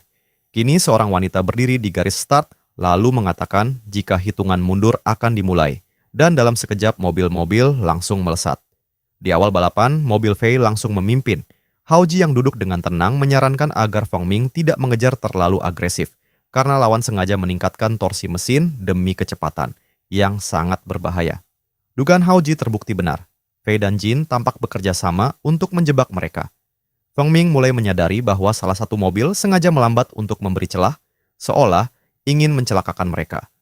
Haoji pun menyimpulkan bahwa jika situasi ini terus berlanjut, mereka pasti akan berada di posisi terakhir. Saat memasuki tikungan, Haoji kembali memperingatkan bahwa mereka sedang menjadi target. Ia menegaskan bahwa bisa sampai ke bawah dengan selamat saja sudah merupakan keberuntungan. Namun Feng Ming merasa tersinggung dan menantang Haoji untuk mengemudi sendiri jika memang merasa lebih hebat. Tanpa ragu, Haoji langsung menarik Feng Ming dan menukar posisi mereka. Kini ia yang memegang kendali kemudi. Meski Feng Ming sempat protes, Haoji mengabaikannya dan langsung fokus mengejar ketertinggalan. Ketika mendekati tikungan berbahaya dengan jurang di sisi jalan, Feng Ming mulai gemetaran dan meminta Haoji untuk mengerem. Namun Haoji justru menunjukkan kemampuannya. Ia melakukan teknik drift dengan presisi tinggi, melewati tikungan dengan kecepatan luar biasa. Feng Ming yang menyaksikan langsung kejadian itu menjadi terpukau. Ia mulai memuji Haoji tanpa henti, bahkan mengubah cara memanggilnya dengan penuh kekaguman. Setelah itu, mereka semakin mendekati mobil Fei. Saat Fei melihat kejadian tersebut menjadi terkejut dan tidak percaya bahwa mobil Feng Ming bisa melaju secepat itu. Ia tidak menyadari bahwa orang di balik kemudi sudah bukan Feng Ming, melainkan Haoji. Di sisi lain, Jin tetap tenang dan mulai merencanakan sesuatu. Ia berniat menjatuhkan mobil Haoji saat memasuki tikungan berbentuk W berikutnya. Dari dalam mobil Feng Ming kembali memperingatkan bahwa di depan terdapat tikungan tajam berbentuk W. Namun yang membuatnya semakin panik, Haoji justru terlihat santai sambil minum. Lalu Haoji menyatakan bahwa pertunjukan sebenarnya baru saja dimulai dan semakin memacu laju mobilnya. Saat mendekati tikungan tersebut, jarak antar mobil semakin dekat. Fei dengan yakin tidak akan memberi celah sedikit pun untuk disalip. Namun Haoji dengan berani memaksa masuk ke jalur sempit, membuat posisi mereka sejajar. Fei terkejut sekaligus kesal melihat manuver nekat itu. Ia semakin memacu mobilnya dan bersumpah bahwa Haoji tidak akan pernah bisa mengalahkannya. Balapan pun mencapai puncaknya. Kedua mobil melesat memasuki tikungan dengan kecepatan tinggi, masing-masing menunjukkan teknik drift yang sama kuatnya, menandakan bahwa pertarungan mereka masih jauh dari kata selesai. Saat mobil Fei hendak keluar dari tikungan, ban mobilnya tiba-tiba tergelincir karena tidak mampu menahan kecepatan yang sangat tinggi. Seketika mobil Fei kehilangan kendali dan menghantam pembatas tepi jalan. Akibat benturan keras itu, mobil Fei terangkat ke udara dan Fei yang berada di belakang kemudi pun kehilangan pegangan sehingga tubuhnya terguncang hebat di dalam mobil.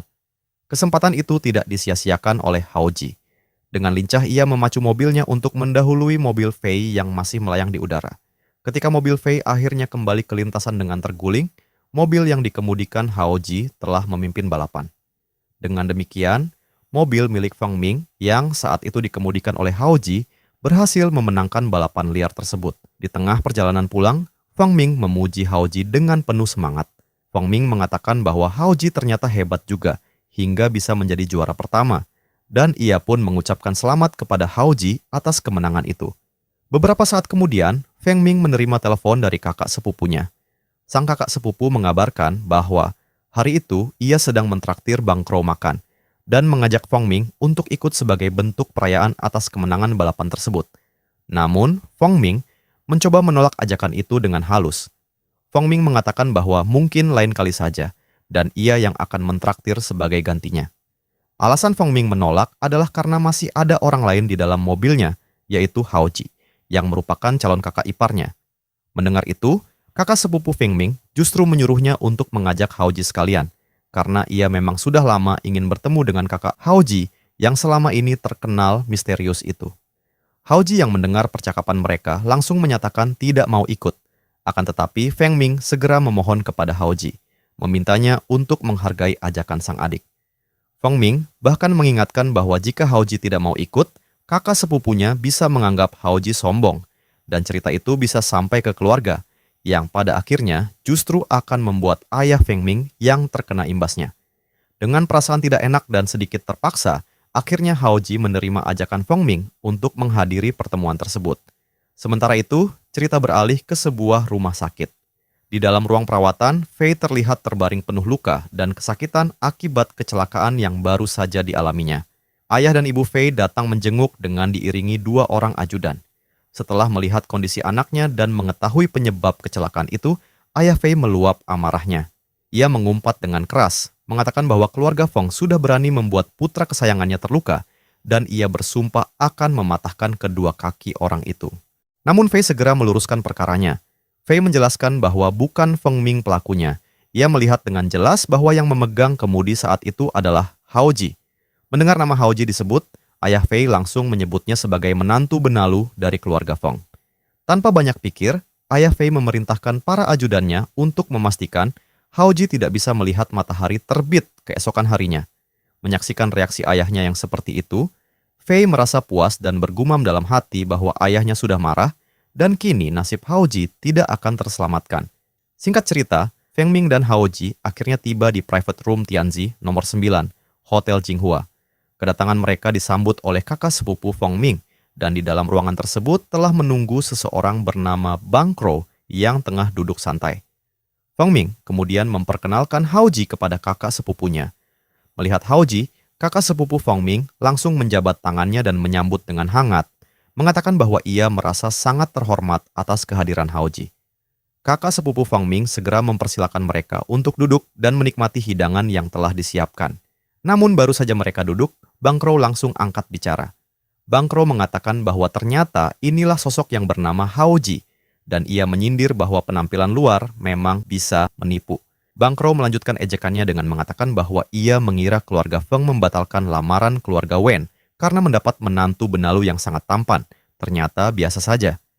Bang Krou menyebut Hao Ji sebagai orang yang sangat beruntung karena bisa berubah dari ayam kampung menjadi burung phoenix. Namun Hao Ji sama sekali tidak menanggapi satupun perkataan Bang Krou.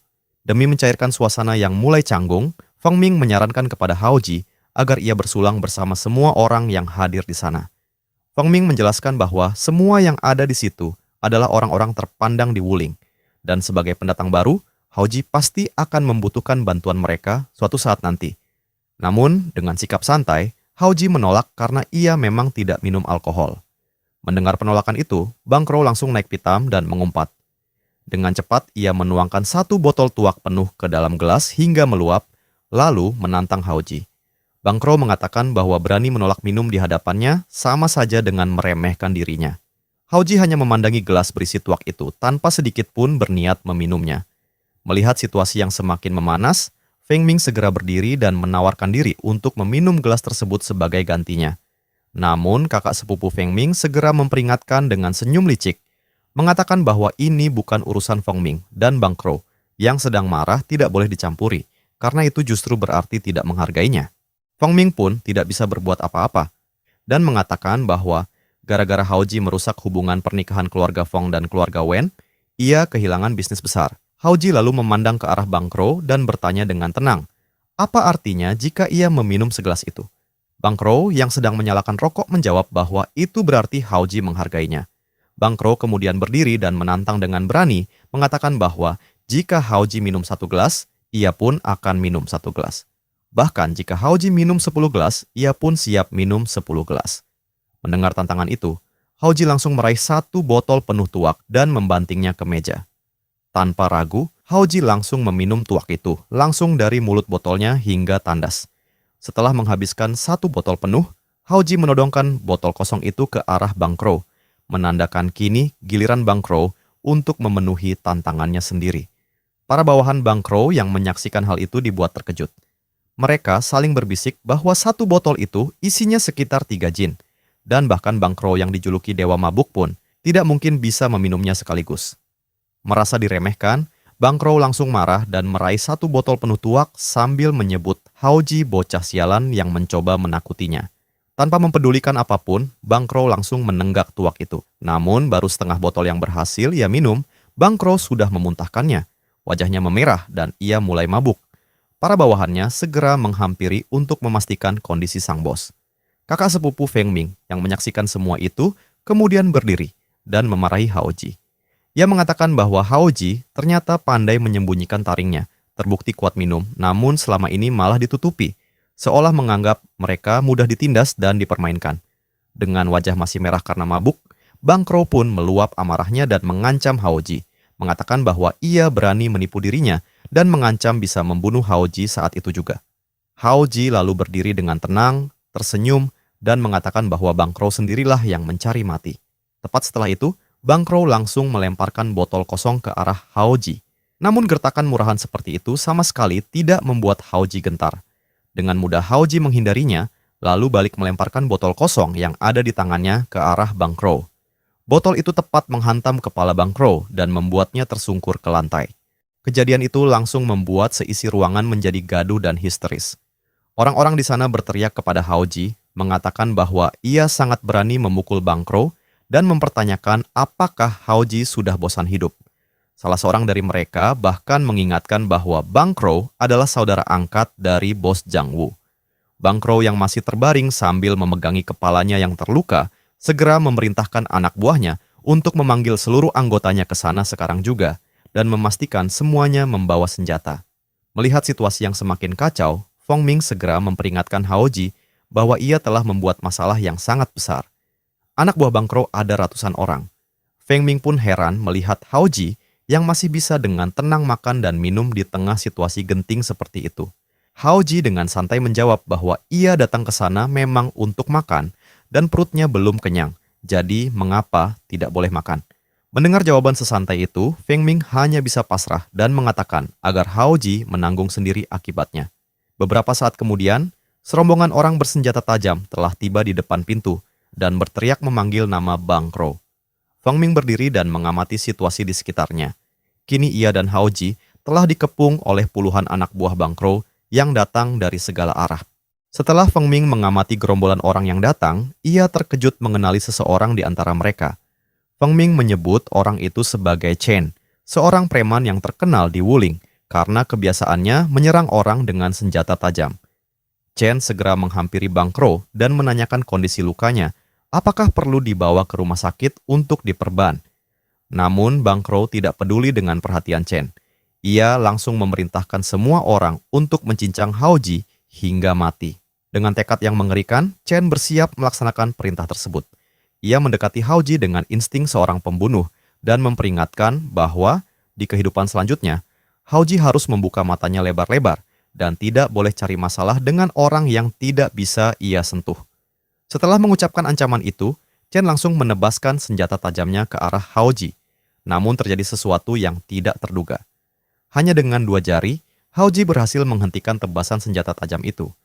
Haoji lalu menatap Chen dengan aura dingin seorang pembunuh bayaran yang kejam. Seketika wajah Chen menjadi pucat pasi, seolah ia baru menyadari sesuatu yang sangat penting. Tanpa diduga, Chen langsung bersujud di hadapan Haoji dan memohon maaf.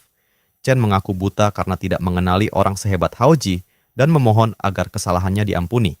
Melihat hal itu, Bang Krou menjadi marah dan menyebut Chen seperti orang yang salah minum obat. Namun Chen segera membantah. Chen menjelaskan bahwa Tuan Haoji adalah orang yang mampu membunuh ahli bela diri dari Jepang hanya dengan 1 tendangan dan membunuh Black Panther hanya dengan 1 lemparan pisau.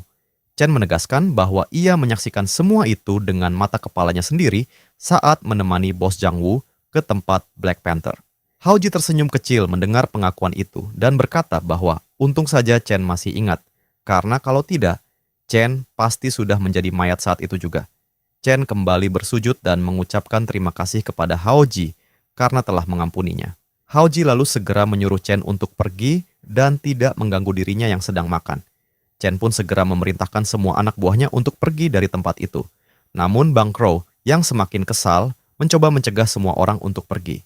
Chen memperingatkan Bang Krou bahwa Haoji bukan orang yang bisa mereka usik, dan lebih baik mereka segera pergi sebelum semuanya binasa. Chen juga berbisik kepada Bang Krou bahwa bos Jang Woo sendiri sudah memberi peringatan agar kejadian di tempat Black Panther tidak dibocorkan kepada siapapun. Meskipun demikian, Bang Krou tidak mau menerima peringatan itu.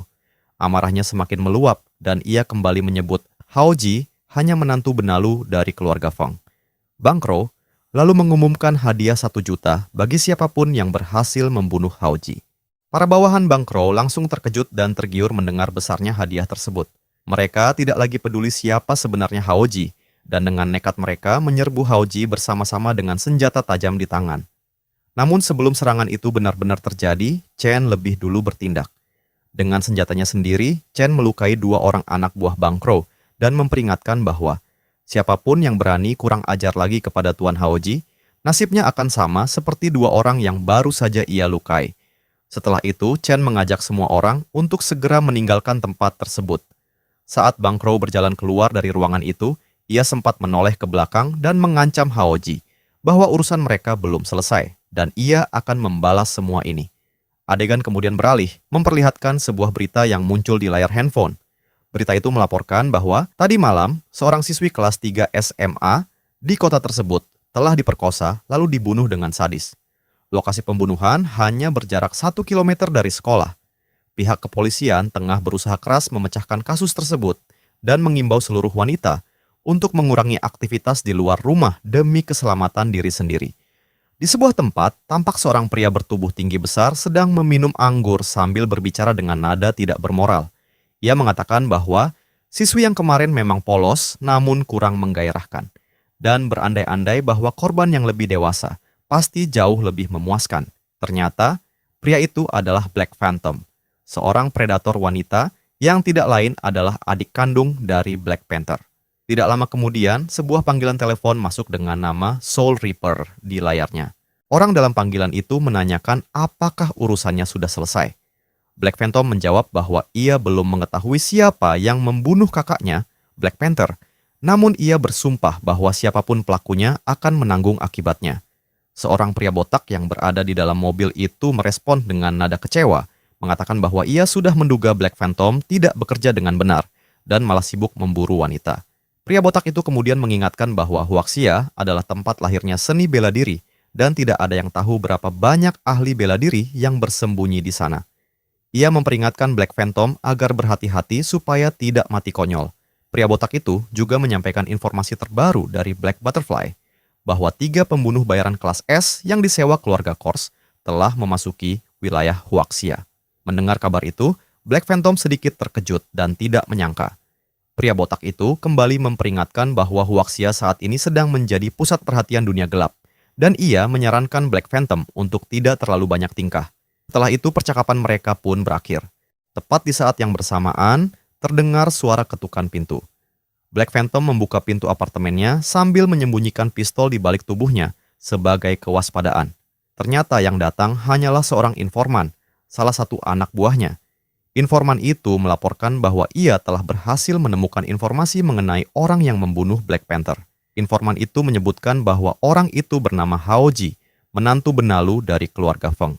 Black Phantom meremehkan dan bertanya, apa hebatnya seorang menantu benalu? Informan itu menjawab bahwa memang Haoji bukan tandingan bosnya.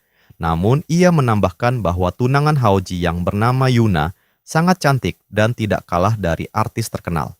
Informan itu kemudian menunjukkan foto Yuna kepada Black Phantom. Melihat foto itu, Black Phantom langsung dipenuhi hasrat gelap. Ia mengatakan bahwa rencananya adalah menculik tunangan Haoji terlebih dahulu, memperkosanya di depan mata Haoji, lalu membunuh Yuna sebelum akhirnya menghabisi Haoji itu sendiri. Adegan kembali berganti, kini memperlihatkan Haoji yang sedang berjalan santai di sebuah pasar barang antik. Dalam benaknya, ia memikirkan bahwa sisa uangnya masih cukup banyak setelah digunakan untuk membantu keluarga Red Wolf, dan ia berniat membeli sebuah lukisan kuno sebagai hadiah untuk gurunya. Tak lama kemudian, Haoji tiba di depan sebuah pavilion bernama Longyan. Rasa penasaran mendorongnya untuk masuk dan melihat-lihat isi tempat tersebut. Di dalam, pavilion itu dipenuhi berbagai lukisan dan barang antik. Saat Haoji tengah memperhatikan sebuah lukisan, seseorang mendekatinya dan menjelaskan bahwa itu adalah lukisan pinus hijau, karya Zhang Guyang, seorang pelukis dari era dinasti Wu. Orang-orang yang ada di sana pun ikut mengerumuni lukisan tersebut dan mengaguminya sebagai karya seorang maestro sejati. Namun Haoji dengan percaya diri menyatakan bahwa lukisan tersebut adalah barang palsu. Pernyataan itu seketika membuat suasana menjadi gaduh. Pria penjaga toko langsung bereaksi keras, mengatakan bahwa toko mereka sudah punya nama besar sejak lama dan mengingatkan Haoji bahwa ia harus menanggung akibatnya jika berani memfitnah. Haoji tetap teguh dengan pendiriannya. Ia mengatakan bahwa yang asli tidak mungkin palsu dan yang palsu tidak mungkin asli, sehingga tidak ada gunanya ia memfitnah siapapun. Penjaga toko itu pun menegaskan bahwa toko mereka menjual barang asli dengan jaminan penggantian 3 kali lipat jika terbukti palsu. Dan selama ratusan tahun belum pernah sekalipun ada barang palsu yang terjual di sana. Mendengar jaminan itu, Haoji justru semakin bersemangat. Dengan menunjuk langsung ke lukisan tersebut, Haoji menyatakan bahwa ia ingin membeli lukisan itu sekarang juga dan meminta penjaga toko untuk memanggil bosnya turun ke bawah bertemu dengannya. Setelah mengucapkan tantangannya, Haoji langsung mengambil lukisan tersebut dengan satu gerakan cepat. Penjaga toko tampak ingin menghindar dan mengatakan bahwa bosnya sedang rapat di lantai 5 dan tidak ada waktu menemui tamu hari ini. Namun Haoji tidak menggubris. Ia langsung melangkah menaiki tangga sambil mengatakan bahwa jika sang bos tidak mau turun, maka ia sendiri yang akan langsung naik ke atas. Di sebuah ruangan tertentu, tampak 3 orang pria sedang mengamati dan menilai sebuah lukisan dengan penuh kekaguman. Mereka berpendapat bahwa goresan penanya bagaikan karya para dewa. Namun, tiba-tiba, Haoji masuk ke ruangan itu tanpa mengetuk pintu terlebih dahulu. Seorang pria tua langsung menegur dan memintanya segera keluar, karena area itu terlarang untuk tamu. Haoji tetap menerobos masuk dan menjelaskan bahwa ia telah membeli lukisan palsu di toko mereka dan datang untuk menuntut penjelasan. Pria tua itu langsung menuding Haoji hanya berbicara omong kosong. Ia menegaskan bahwa sejak pertama kali buka, reputasi pavilion Longyan miliknya selalu sempurna dan tidak mungkin ada barang palsu di sana. Pria yang berdiri di sampingnya ikut menyarankan Haoji untuk segera meminta maaf sebelum terlambat. Pria satunya lagi menambahkan bahwa jika saudara Zhou sudah marah, penyesalan tidak akan ada gunanya lagi. Namun Haoji tetap yakin dan meminta mereka untuk memeriksa kembali apakah lukisan itu palsu atau tidak. Pria tua itu membalas dengan ancaman bahwa jika tuduhan Haoji hanya fitnah belaka, jangan salahkan dirinya jika ia bertindak keras. Singkat cerita, pria tua itu mengeluarkan kaca pembesar dan memeriksa kembali lukisan yang dibawa Haoji. Setelah memeriksa, ia berteriak bahwa lukisan itu jelas asli dan mempertanyakan bagaimana Haoji bisa menyebutnya barang palsu. Haoji hanya tersenyum dan kembali bertanya apakah pria tua itu benar-benar yakin. Pria tua itu pun meminta kedua rekannya untuk ikut memeriksa, agar Haoji tidak bisa menyebarkan rumor bahwa pavilion Longyan berlaku sewenang-wenang. Setelah keduanya melakukan pengecekan, mereka menyimpulkan bahwa lukisan itu memang benar karya asli Zhang Guyang. Mereka menduga Haoji sengaja mencari masalah atau memang pengetahuannya rendah namun sok mengerti. Haoji langsung membantah. Ia mengatakan bahwa dirinya mengira mereka yang mengaku sebagai ahli barang antik tentu punya wawasan yang luas, namun ternyata kemampuan mereka hanya sebatas itu. Kedua pria itu langsung marah dan menyebut Haoji sebagai anak muda yang sombong dan keterlaluan. Untuk membuktikan pendapatnya, Haoji menunjuk ke suatu bagian tertentu dari lukisan dan meminta mereka memperhatikannya lebih seksama. Pria tua itu masih mengoceh bahwa semuanya tampak baik-baik saja dan mempertanyakan untuk apa Haoji berlagak misterius. Haoji kemudian menjelaskan dengan tenang bahwa meskipun lukisan itu palsu, kemampuan si pembuatnya luar biasa dan bahkan hampir saja mengelabuinya juga. Satu-satunya kelemahan dari karya jiplakan itu adalah wujudnya yang terlalu sempurna hingga tidak ada cacat sedikit pun. Padahal, lukisan asli Zhang Guyang selalu memiliki cacat. Haoji menegaskan bahwa betapapun tingginya kualitas sebuah tiruan, ia tetaplah tiruan. Pria tua itu tidak terima dan bersikeras ingin membuktikan bahwa Haoji salah. Pria berkacamata di sampingnya pun ikut mencibir bahwa karya tiruan melampaui yang asli adalah omong kosong semata. Namun, meski berseberangan pendapat, pria tua itu tetap menelepon dan meminta seseorang untuk membawakan satu lukisan karya Zhang Guyang beserta kaca pembesar dengan pembesaran minimal 10 kali lipat. Kini kedua, lukisan karya Zhang Guyang diletakkan berdampingan. Pria tua itu menantang Haoji untuk memberikan pendapatnya. Setelah sekilas melihat keduanya, Haoji menjelaskan bahwa kedua lukisan itu memang memiliki gaya yang mirip. Namun, pada lukisan pemandangan gunung dan sungai terdapat cacat halus di antara sapuan kuas. Sementara, pada lukisan pinus hijau yang ia beli tidak ada cacat sedikit pun. Haoji mempersilakan mereka untuk membandingkan sendiri, menggunakan kaca pembesar 10 kali lipat itu jika tidak percaya. Sesuatu yang tidak terduga pun terjadi. Saat pria tua itu memeriksa sendiri dengan seksama, ia terpaksa mengakui bahwa sang peniru ini benar-benar lebih hebat dari pelukis aslinya. Kedua, pria lainnya, setelah turut memeriksa pun mengakui bahwa setelah berpuluh tahun meneliti lukisan, mereka tidak menyadari bahwa benda itu adalah barang palsu. Haoji lalu menatap pria tua itu dan menuntut agar janji ganti rugi 3 kali lipat dipenuhi sesuai dengan yang telah dijanjikan oleh Pavilion Longyan. Pria tua itu tentu saja bersedia, namun Haoji mengejutkan mereka dengan mengatakan bahwa ia tidak perlu dibayar dengan uang. Cukup izinkan ia memilih satu lukisan dengan nilai yang setara saja. Mereka segera mengantar Haoji untuk memilih lukisan yang ia inginkan, dan kekurangan dari nilai ganti rugi yang tersisa akan ditutupi oleh uang pribadi sang pria tua. Setelah memilih, Haoji bergurau kepada pria tua itu, bertanya apakah ada syarat tambahan di balik kebaikan hatinya. Pria tua itu hanya tersenyum dan mengatakan bahwa ia hanya ingin berteman dengan anak muda seperti Haoji. Mendengar itu, Haoji dengan senang hati menerima tawaran pertemanan tersebut. Setelah urusan selesai, Haoji pergi meninggalkan Pavilion Longyan. Pria berkacamata kemudian bertanya kepada pria tua itu, mempertanyakan untuk apa ia membuang uang sebanyak itu hanya demi berteman dengan seorang bocah. Ternyata pria tua itu adalah kakek Zhou, dan ia menjelaskan bahwa ketajaman mata telanjang Haoji 10 kali lipat dari orang biasa, yang berarti kemampuan bertarungnya pasti sangat luar biasa. Menurut kakek Zhou, mengeluarkan uang 800.000 demi mendapatkan teman sehebat Haoji justru membuatnya yang lebih diuntungkan. Beberapa saat kemudian, Haoji telah kembali ke rumah Paman Feng. Ia menyapa pamannya, dan Paman Feng langsung menyambutnya dengan gembira, mengajaknya segera duduk untuk makan bersama. Saat Haoji telah duduk, kakek Yuna yang juga ada di sana bertanya tentang lukisan yang dibawa Haoji. Haoji menjelaskan bahwa ia baru saja membelinya di Pavilion Longyan. Mendengar nama toko itu, kakek Yuna terkejut dan bertanya bagaimana Haoji bisa masuk ke toko milik Zhou Changsheng. Kakek Yuna juga memperingatkan bahwa saat ini banyak barang palsu beredar di pusat barang antik dan anak muda seperti Haoji mudah tertipu. Lalu ia meminta untuk melihat lukisan tersebut. Haoji yang sedang makan hanya menjawab dengan santai agar kakek tidak perlu khawatir karena ia sudah memeriksanya dan lukisan itu asli. Ibu Yuna yang mendengarkan percakapan itu kemudian ikut berkomentar, mempertanyakan dari mana Haoji mendapat uang untuk membelinya karena keluarga Feng tidak pernah memberinya uang sepeser pun. Feng Ming yang duduk di sebelahnya langsung memotong pembicaraan dan menjelaskan bahwa Haoji telah membantunya memenangkan balapan mobil. Namun, ibunya seketika marah dan menyuruh Feng Ming untuk diam.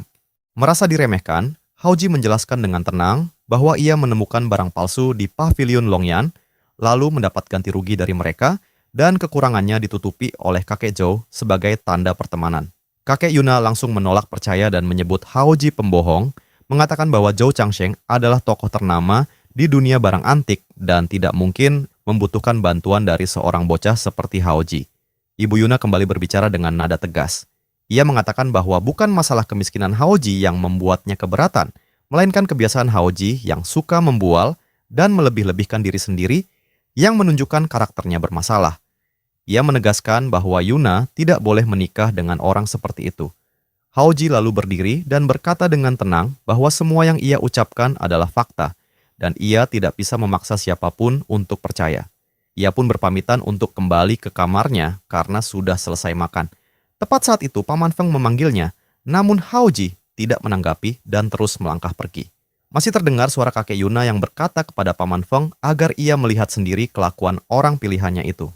Paman Feng yang masih memandangi punggung Haoji menjawab dengan tenang bahwa ia berutang nyawa kepada ayah Haoji, dan apapun yang terjadi, ia tidak mungkin meninggalkan Haoji begitu saja.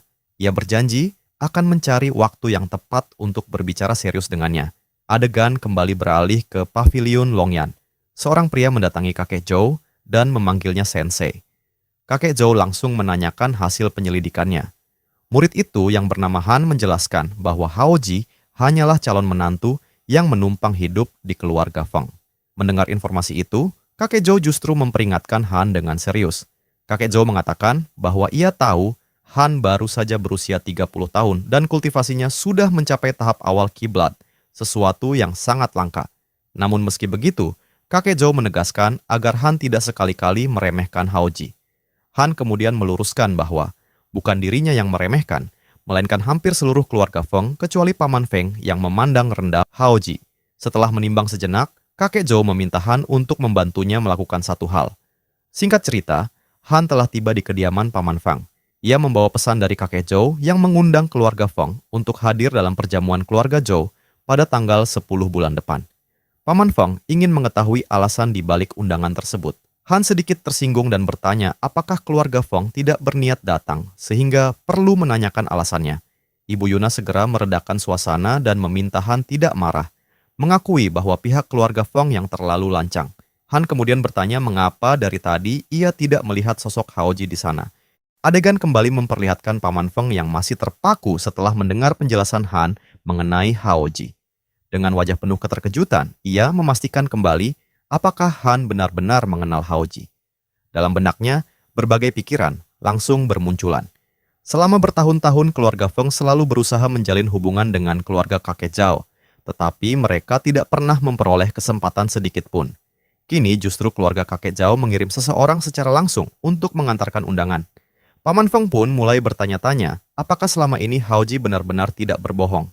Han hanya tersenyum tipis sebelum menjelaskan bahwa nama Haoji, menantu yang tinggal bersama keluarga Feng, sudah lama tersebar di seluruh kota Wuling. Hampir tidak ada orang yang tidak mengenalnya. Adegan kemudian beralih kepada Haoji yang sedang duduk santai di sebuah kedai pangsit kecil. Sambil menikmati beberapa pangsit kukus, Haoji berpikir bahwa sudah waktunya ia menyiapkan hadiah untuk gurunya. Selain itu, ia juga berniat membeli beberapa pakaian baru sebelum pergi ke pusat perbelanjaan. Namun di tengah lamunannya, tiba-tiba seseorang duduk tepat di samping Haoji dan tanpa izin langsung mengambil salah satu pangsit miliknya.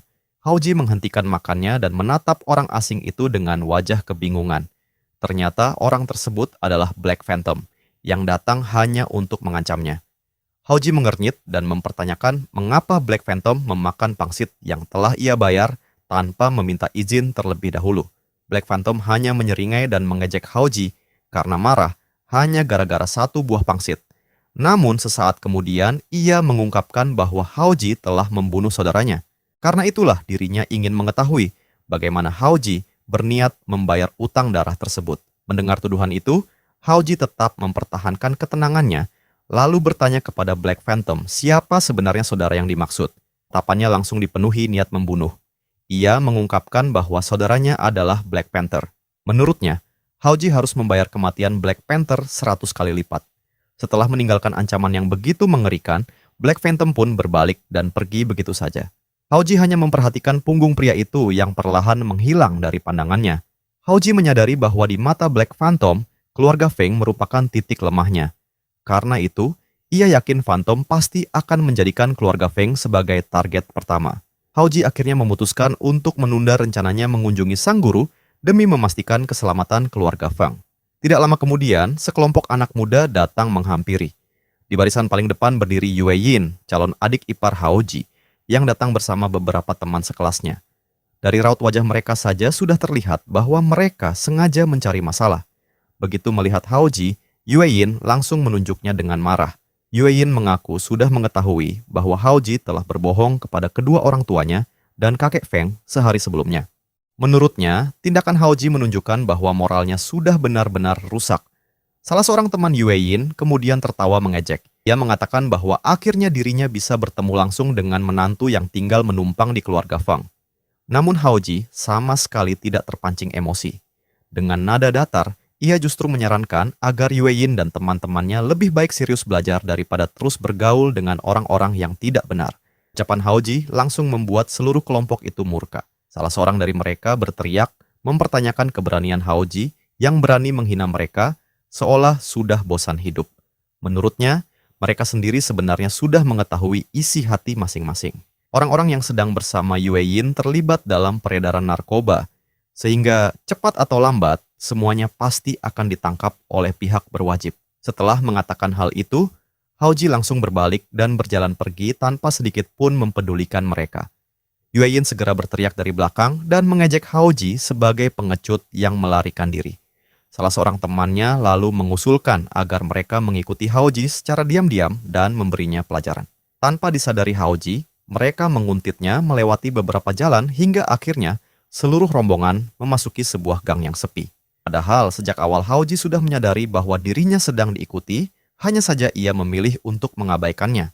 Tiba-tiba beberapa mobil van hitam melaju masuk ke dalam gang dan langsung menutup seluruh jalan di depan Haoji. Pintu-pintu van terbuka, lalu lebih dari belasan preman turun sambil membawa tongkat besi yang berat. Jelas sekali bahwa mereka datang dengan niat buruk. Seorang pria bertubuh besar perlahan maju ke barisan paling depan.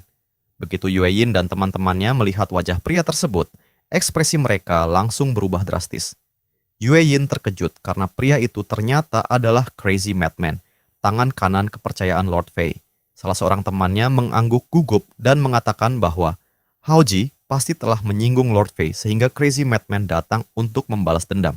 Teman yang lain menambahkan bahwa Crazy Madman adalah orang kepercayaan sekaligus senjata utama Lord Fei. Karena itu, Haoji benar-benar berada dalam bahaya besar.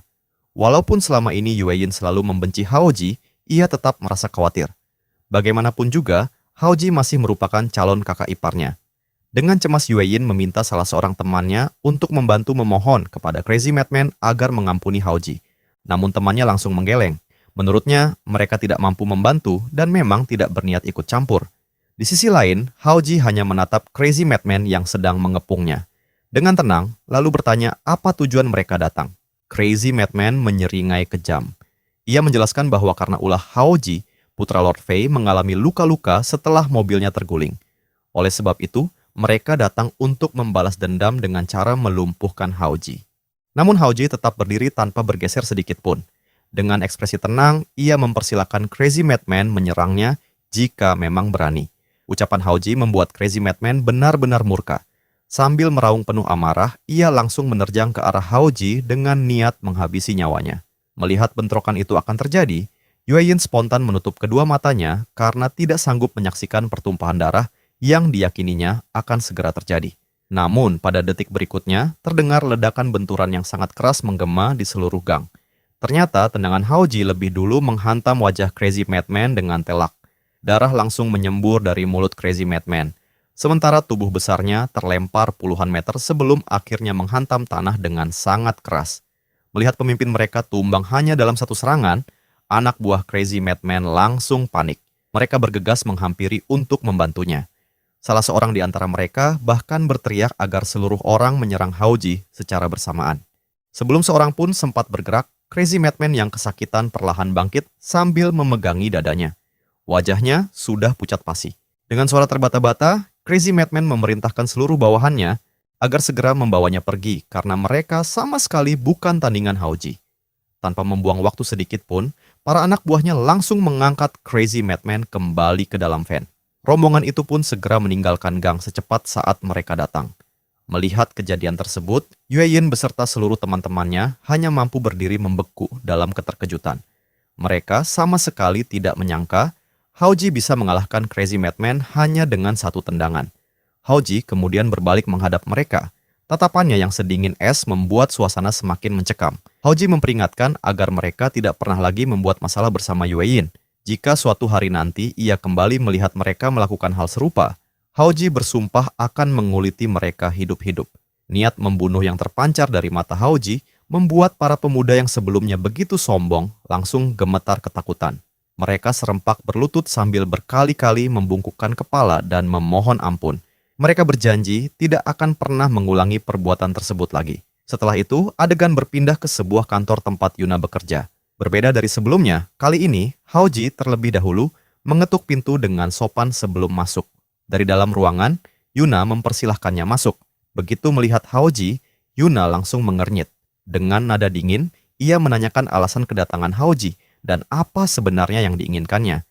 Haoji berjalan mendekat hanya untuk mengingatkan bahwa situasi saat ini sudah berbeda, sehingga Yuna tidak boleh terus tinggal sendirian di hotel karena keadaannya sudah tidak lagi aman. Mendengar perkataan itu, wajah Yuna langsung berubah. Ia menegaskan agar Haoji tidak berpikir bahwa statusnya sebagai menantu yang tinggal bersama keluarga Feng memberinya hak untuk mengatur kehidupannya. Meskipun saat ini dirinya batal menikah dengan Wen Ziming, bukan berarti ia akan menerima Haoji sebagai suaminya. Namun menurut Haoji, menjadi menantu keluarga Feng bukanlah keinginannya sejak awal. Dan Yuna seharusnya mengetahui fakta tersebut lebih baik daripada siapapun. Yuna mengakui bahwa memang benar Haoji tidak pernah secara langsung meminta pernikahan itu. Namun menurutnya, Haoji memanfaatkan rasa bersalah ayahnya terhadap ayah Haoji sehingga sang ayah merasa terpaksa menjodohkan mereka. Di mata Yuna, tindakan seperti itu justru jauh lebih tercela daripada seseorang yang secara terang-terangan meminta pernikahan tersebut. Haoji kembali menatap Yuna dengan serius sebelum menegaskan apakah Yuna benar-benar tidak mau menikah dengannya. Dengan penuh keyakinan, Yuna langsung menyatakan bahwa jika ia dipaksa memilih antara menikah dengan Haoji atau kehilangan nyawanya, maka ia lebih memilih kehilangan nyawa daripada harus menikah dengannya. Mendengar jawaban yang begitu meyakinkan itu, Haoji hanya menghela napas pelan. Ia menyimpulkan bahwa Yuna benar-benar membencinya. Karena itu, Haoji memutuskan untuk memberi kebebasan kepada Yuna mulai saat itu. Haoji bahkan bersumpah tidak akan pernah lagi memaksakan pernikahan tersebut. Sebagai bukti kesungguhannya, ia bersumpah bahwa jika suatu hari melanggar janji itu, biarlah dirinya disambar petir. Namun Yuna sama sekali tidak mempercayai ucapan tersebut. Ia segera menyiapkan surat pembatalan pertunangan dan meminta Haoji membuktikan ucapannya dengan menandatangani dokumen itu. Menurut Yuna, semua janji itu hanyalah omong kosong sebelum Haoji benar-benar menandatangani surat pembatalan pertunangan. Tanpa berpikir panjang, Haoji langsung mengambil surat itu dan menuliskan tanda tangannya. Setelah semuanya selesai, Haoji kembali mengingatkan bahwa Yuna sebaiknya segera pulang karena keadaan di luar sedang sangat berbahaya bagi keselamatannya. Yuna kemudian menjawab bahwa dirinya memang berniat langsung pulang begitu pekerjaannya selesai. Karena Yuna tetap menolak ditemani atau dijaga oleh Haoji, ia segera meninggalkan ruangan. Tidak lama setelah keluar, Yuna langsung menghubungi Wen Ziming melalui telepon. Dengan nada lega, Yuna memberitahu bahwa dirinya dan Haoji baru saja resmi menandatangani surat pembatalan pertunangan. Setelah itu, Yuna meminta Wen Ziming menjemputnya sepulang kerja agar bisa pulang bersama. Di tempat lain, keluarga Feng tengah makan malam bersama. Paman Feng bertanya mengapa Yuna belum juga pulang padahal sudah bilang akan pulang. Lalu menyuruh Haoji untuk mencoba meneleponnya. Haoji pun menuruti perintah itu, namun saat menghubungi Yuna, nomor teleponnya tidak bisa dihubungi. Pikiran Haoji mulai dipenuhi kekhawatiran akan keselamatan Yuna. Adegan kemudian beralih ke kantor Yuna. Terlihat Yuna berjalan keluar bersama Wen Ziming setelah jam kerja usai. Kondisi Yuna tampak sedikit mabuk sehingga langkahnya terlihat kurang stabil. Melihat keadaan itu, Wen Ziming menawarkan diri untuk mengantar Yuna kembali ke apartemennya agar bisa beristirahat dengan aman. Namun Yuna mengingatkan bahwa pertunangannya dengan Haoji telah resmi dibatalkan. Karena itu, ia memutuskan ingin kembali ke rumah keluarganya, bukan ke apartemen. Di saat itulah Wen Ziming tiba-tiba memeluk Yuna dari belakang sambil mulai merayunya.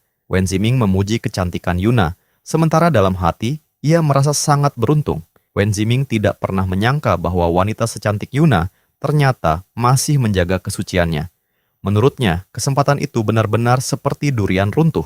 Meskipun begitu, Yuna segera menolak pendekatan tersebut. Dengan tegas, Yuna mengatakan bahwa dirinya masih memegang teguh nilai tradisional dan ingin memberikan pengalaman pertamanya hanya kepada pria yang sah menjadi suaminya pada malam pernikahan.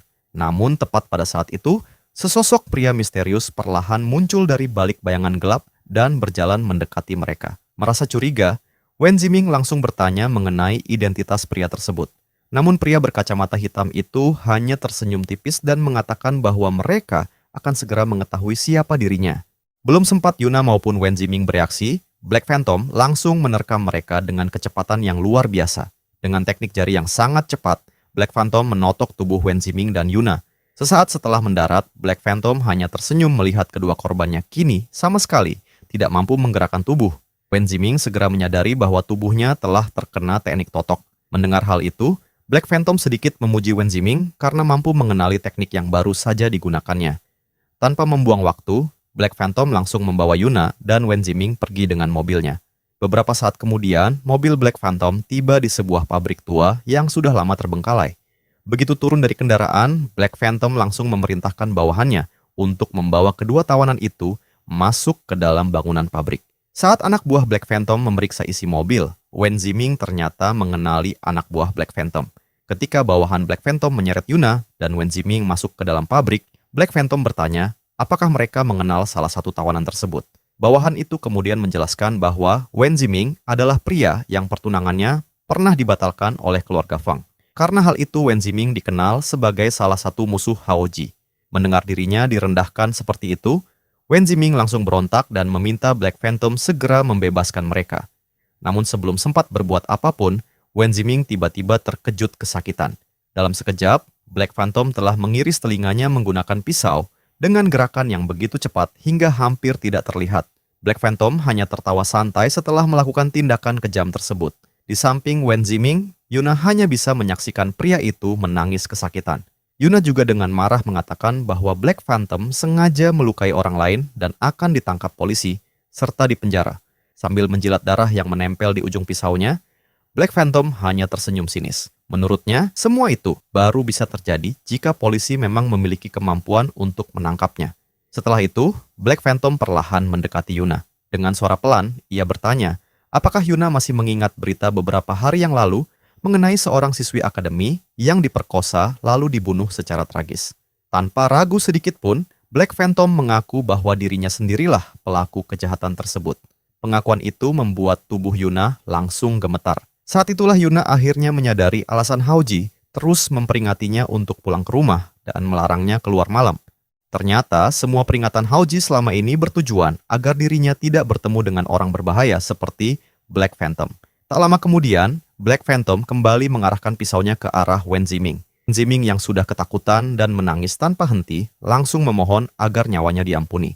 Ia bersedia melakukan apa saja selama Black Phantom tidak membunuhnya.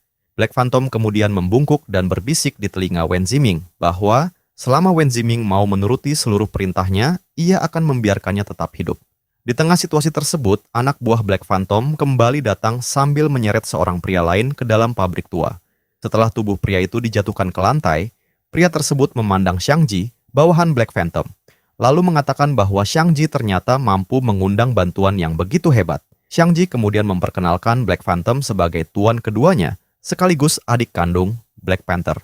Selanjutnya, Xiangji menjelaskan bahwa pria yang baru saja ditangkap itu pernah menggunakan berbagai cara licik untuk merebut aset milik Black Panther, sekaligus membantu membersihkan nama Haoji dari tuduhan pembunuhan. Karena itulah Black Phantom datang untuk membalas dendam. Mendengar penjelasan tersebut, Yuna dan Wen Ziming sama-sama terkejut ketika mengetahui bahwa Haoji ternyata telah membunuh bos mafia bernama Black Panther. Pria yang baru ditangkap itu kemudian berteriak kepada Black Phantom. Menurutnya, jika memang ingin membalas kematian kakaknya, Black Phantom seharusnya langsung mencari Haoji. Ia bahkan mengejek bahwa Black Phantom sebenarnya takut menghadapi Haoji secara langsung. Pria itu ternyata adalah orang yang dulu membantu Haoji menyelesaikan masalah di bar saat insiden terbunuhnya Black Panther. Mendengar ejekan tersebut, Black Phantom hanya tertawa keras.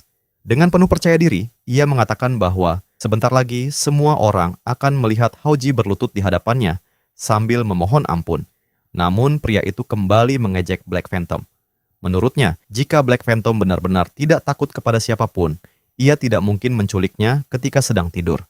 Pria itu yakin Black Phantom melakukan semua itu karena tidak berani menghadapi anak buahnya secara langsung. Alih-alih marah, Black Phantom justru memerintahkan Xiangji menghubungi seluruh anak buah pria tersebut dan meminta mereka datang ke pabrik tua jika ingin menyelamatkan pemimpin mereka. Setelah itu, perhatian Black Phantom kembali tertuju kepada Yuna. Dengan tatapan penuh nafsu, Black Phantom memuji kecantikan Yuna dan mengatakan bahwa dirinya sudah tidak sabar untuk menikmati wanita itu. Yuna yang dipenuhi rasa takut segera memalingkan wajahnya sambil menyuruh Black Phantom menjauhkan tangannya. Black Phantom kemudian mengancam, karena Haoji telah membunuh kakaknya, ia akan memperkosa Yuna tepat di depan mata Haoji sebagai bentuk balas dendam. Mendengar ancaman yang mengerikan itu, Yuna hanya bisa menahan air mata sambil mengatakan bahwa suatu hari nanti, Black Phantom pasti akan menerima balasan atas seluruh kejahatannya. Setelah puas mempermainkan Yuna, Black Phantom akhirnya menghubungi Haoji melalui telepon. Dengan nada mengejek, Black Phantom memberitahu bahwa calon istri Haoji kini berada di tangannya. Black Phantom juga mengatakan bahwa Haoji pasti sudah mengetahui betapa dirinya sangat menyukai wanita-wanita cantik. Mendengar suara Black Phantom, Haoji langsung memberikan peringatan keras agar Yuna segera dilepaskan. Jika tidak, Black Phantom pasti akan menyesali perbuatannya. Namun, Black Phantom hanya tertawa. Ia memberi Haoji waktu tepat 1 jam untuk datang ke pabrik tua. Jika Haoji gagal tiba sebelum batas waktu itu berakhir, Black Phantom mengancam akan melakukan sesuatu yang sangat mengerikan terhadap Yuna. Begitu sambungan telepon terputus, Haoji langsung bergerak tanpa membuang waktu sedetik pun. Ia keluar dari rumah Paman Feng melalui jendela, lalu mengaktifkan teknik Swift Shadow Step. Dengan kecepatan luar biasa, Haoji melompat dari satu atap bangunan ke atap lainnya, bergegas menuju lokasi Black Phantom demi menyelamatkan Yuna sebelum semuanya terlambat.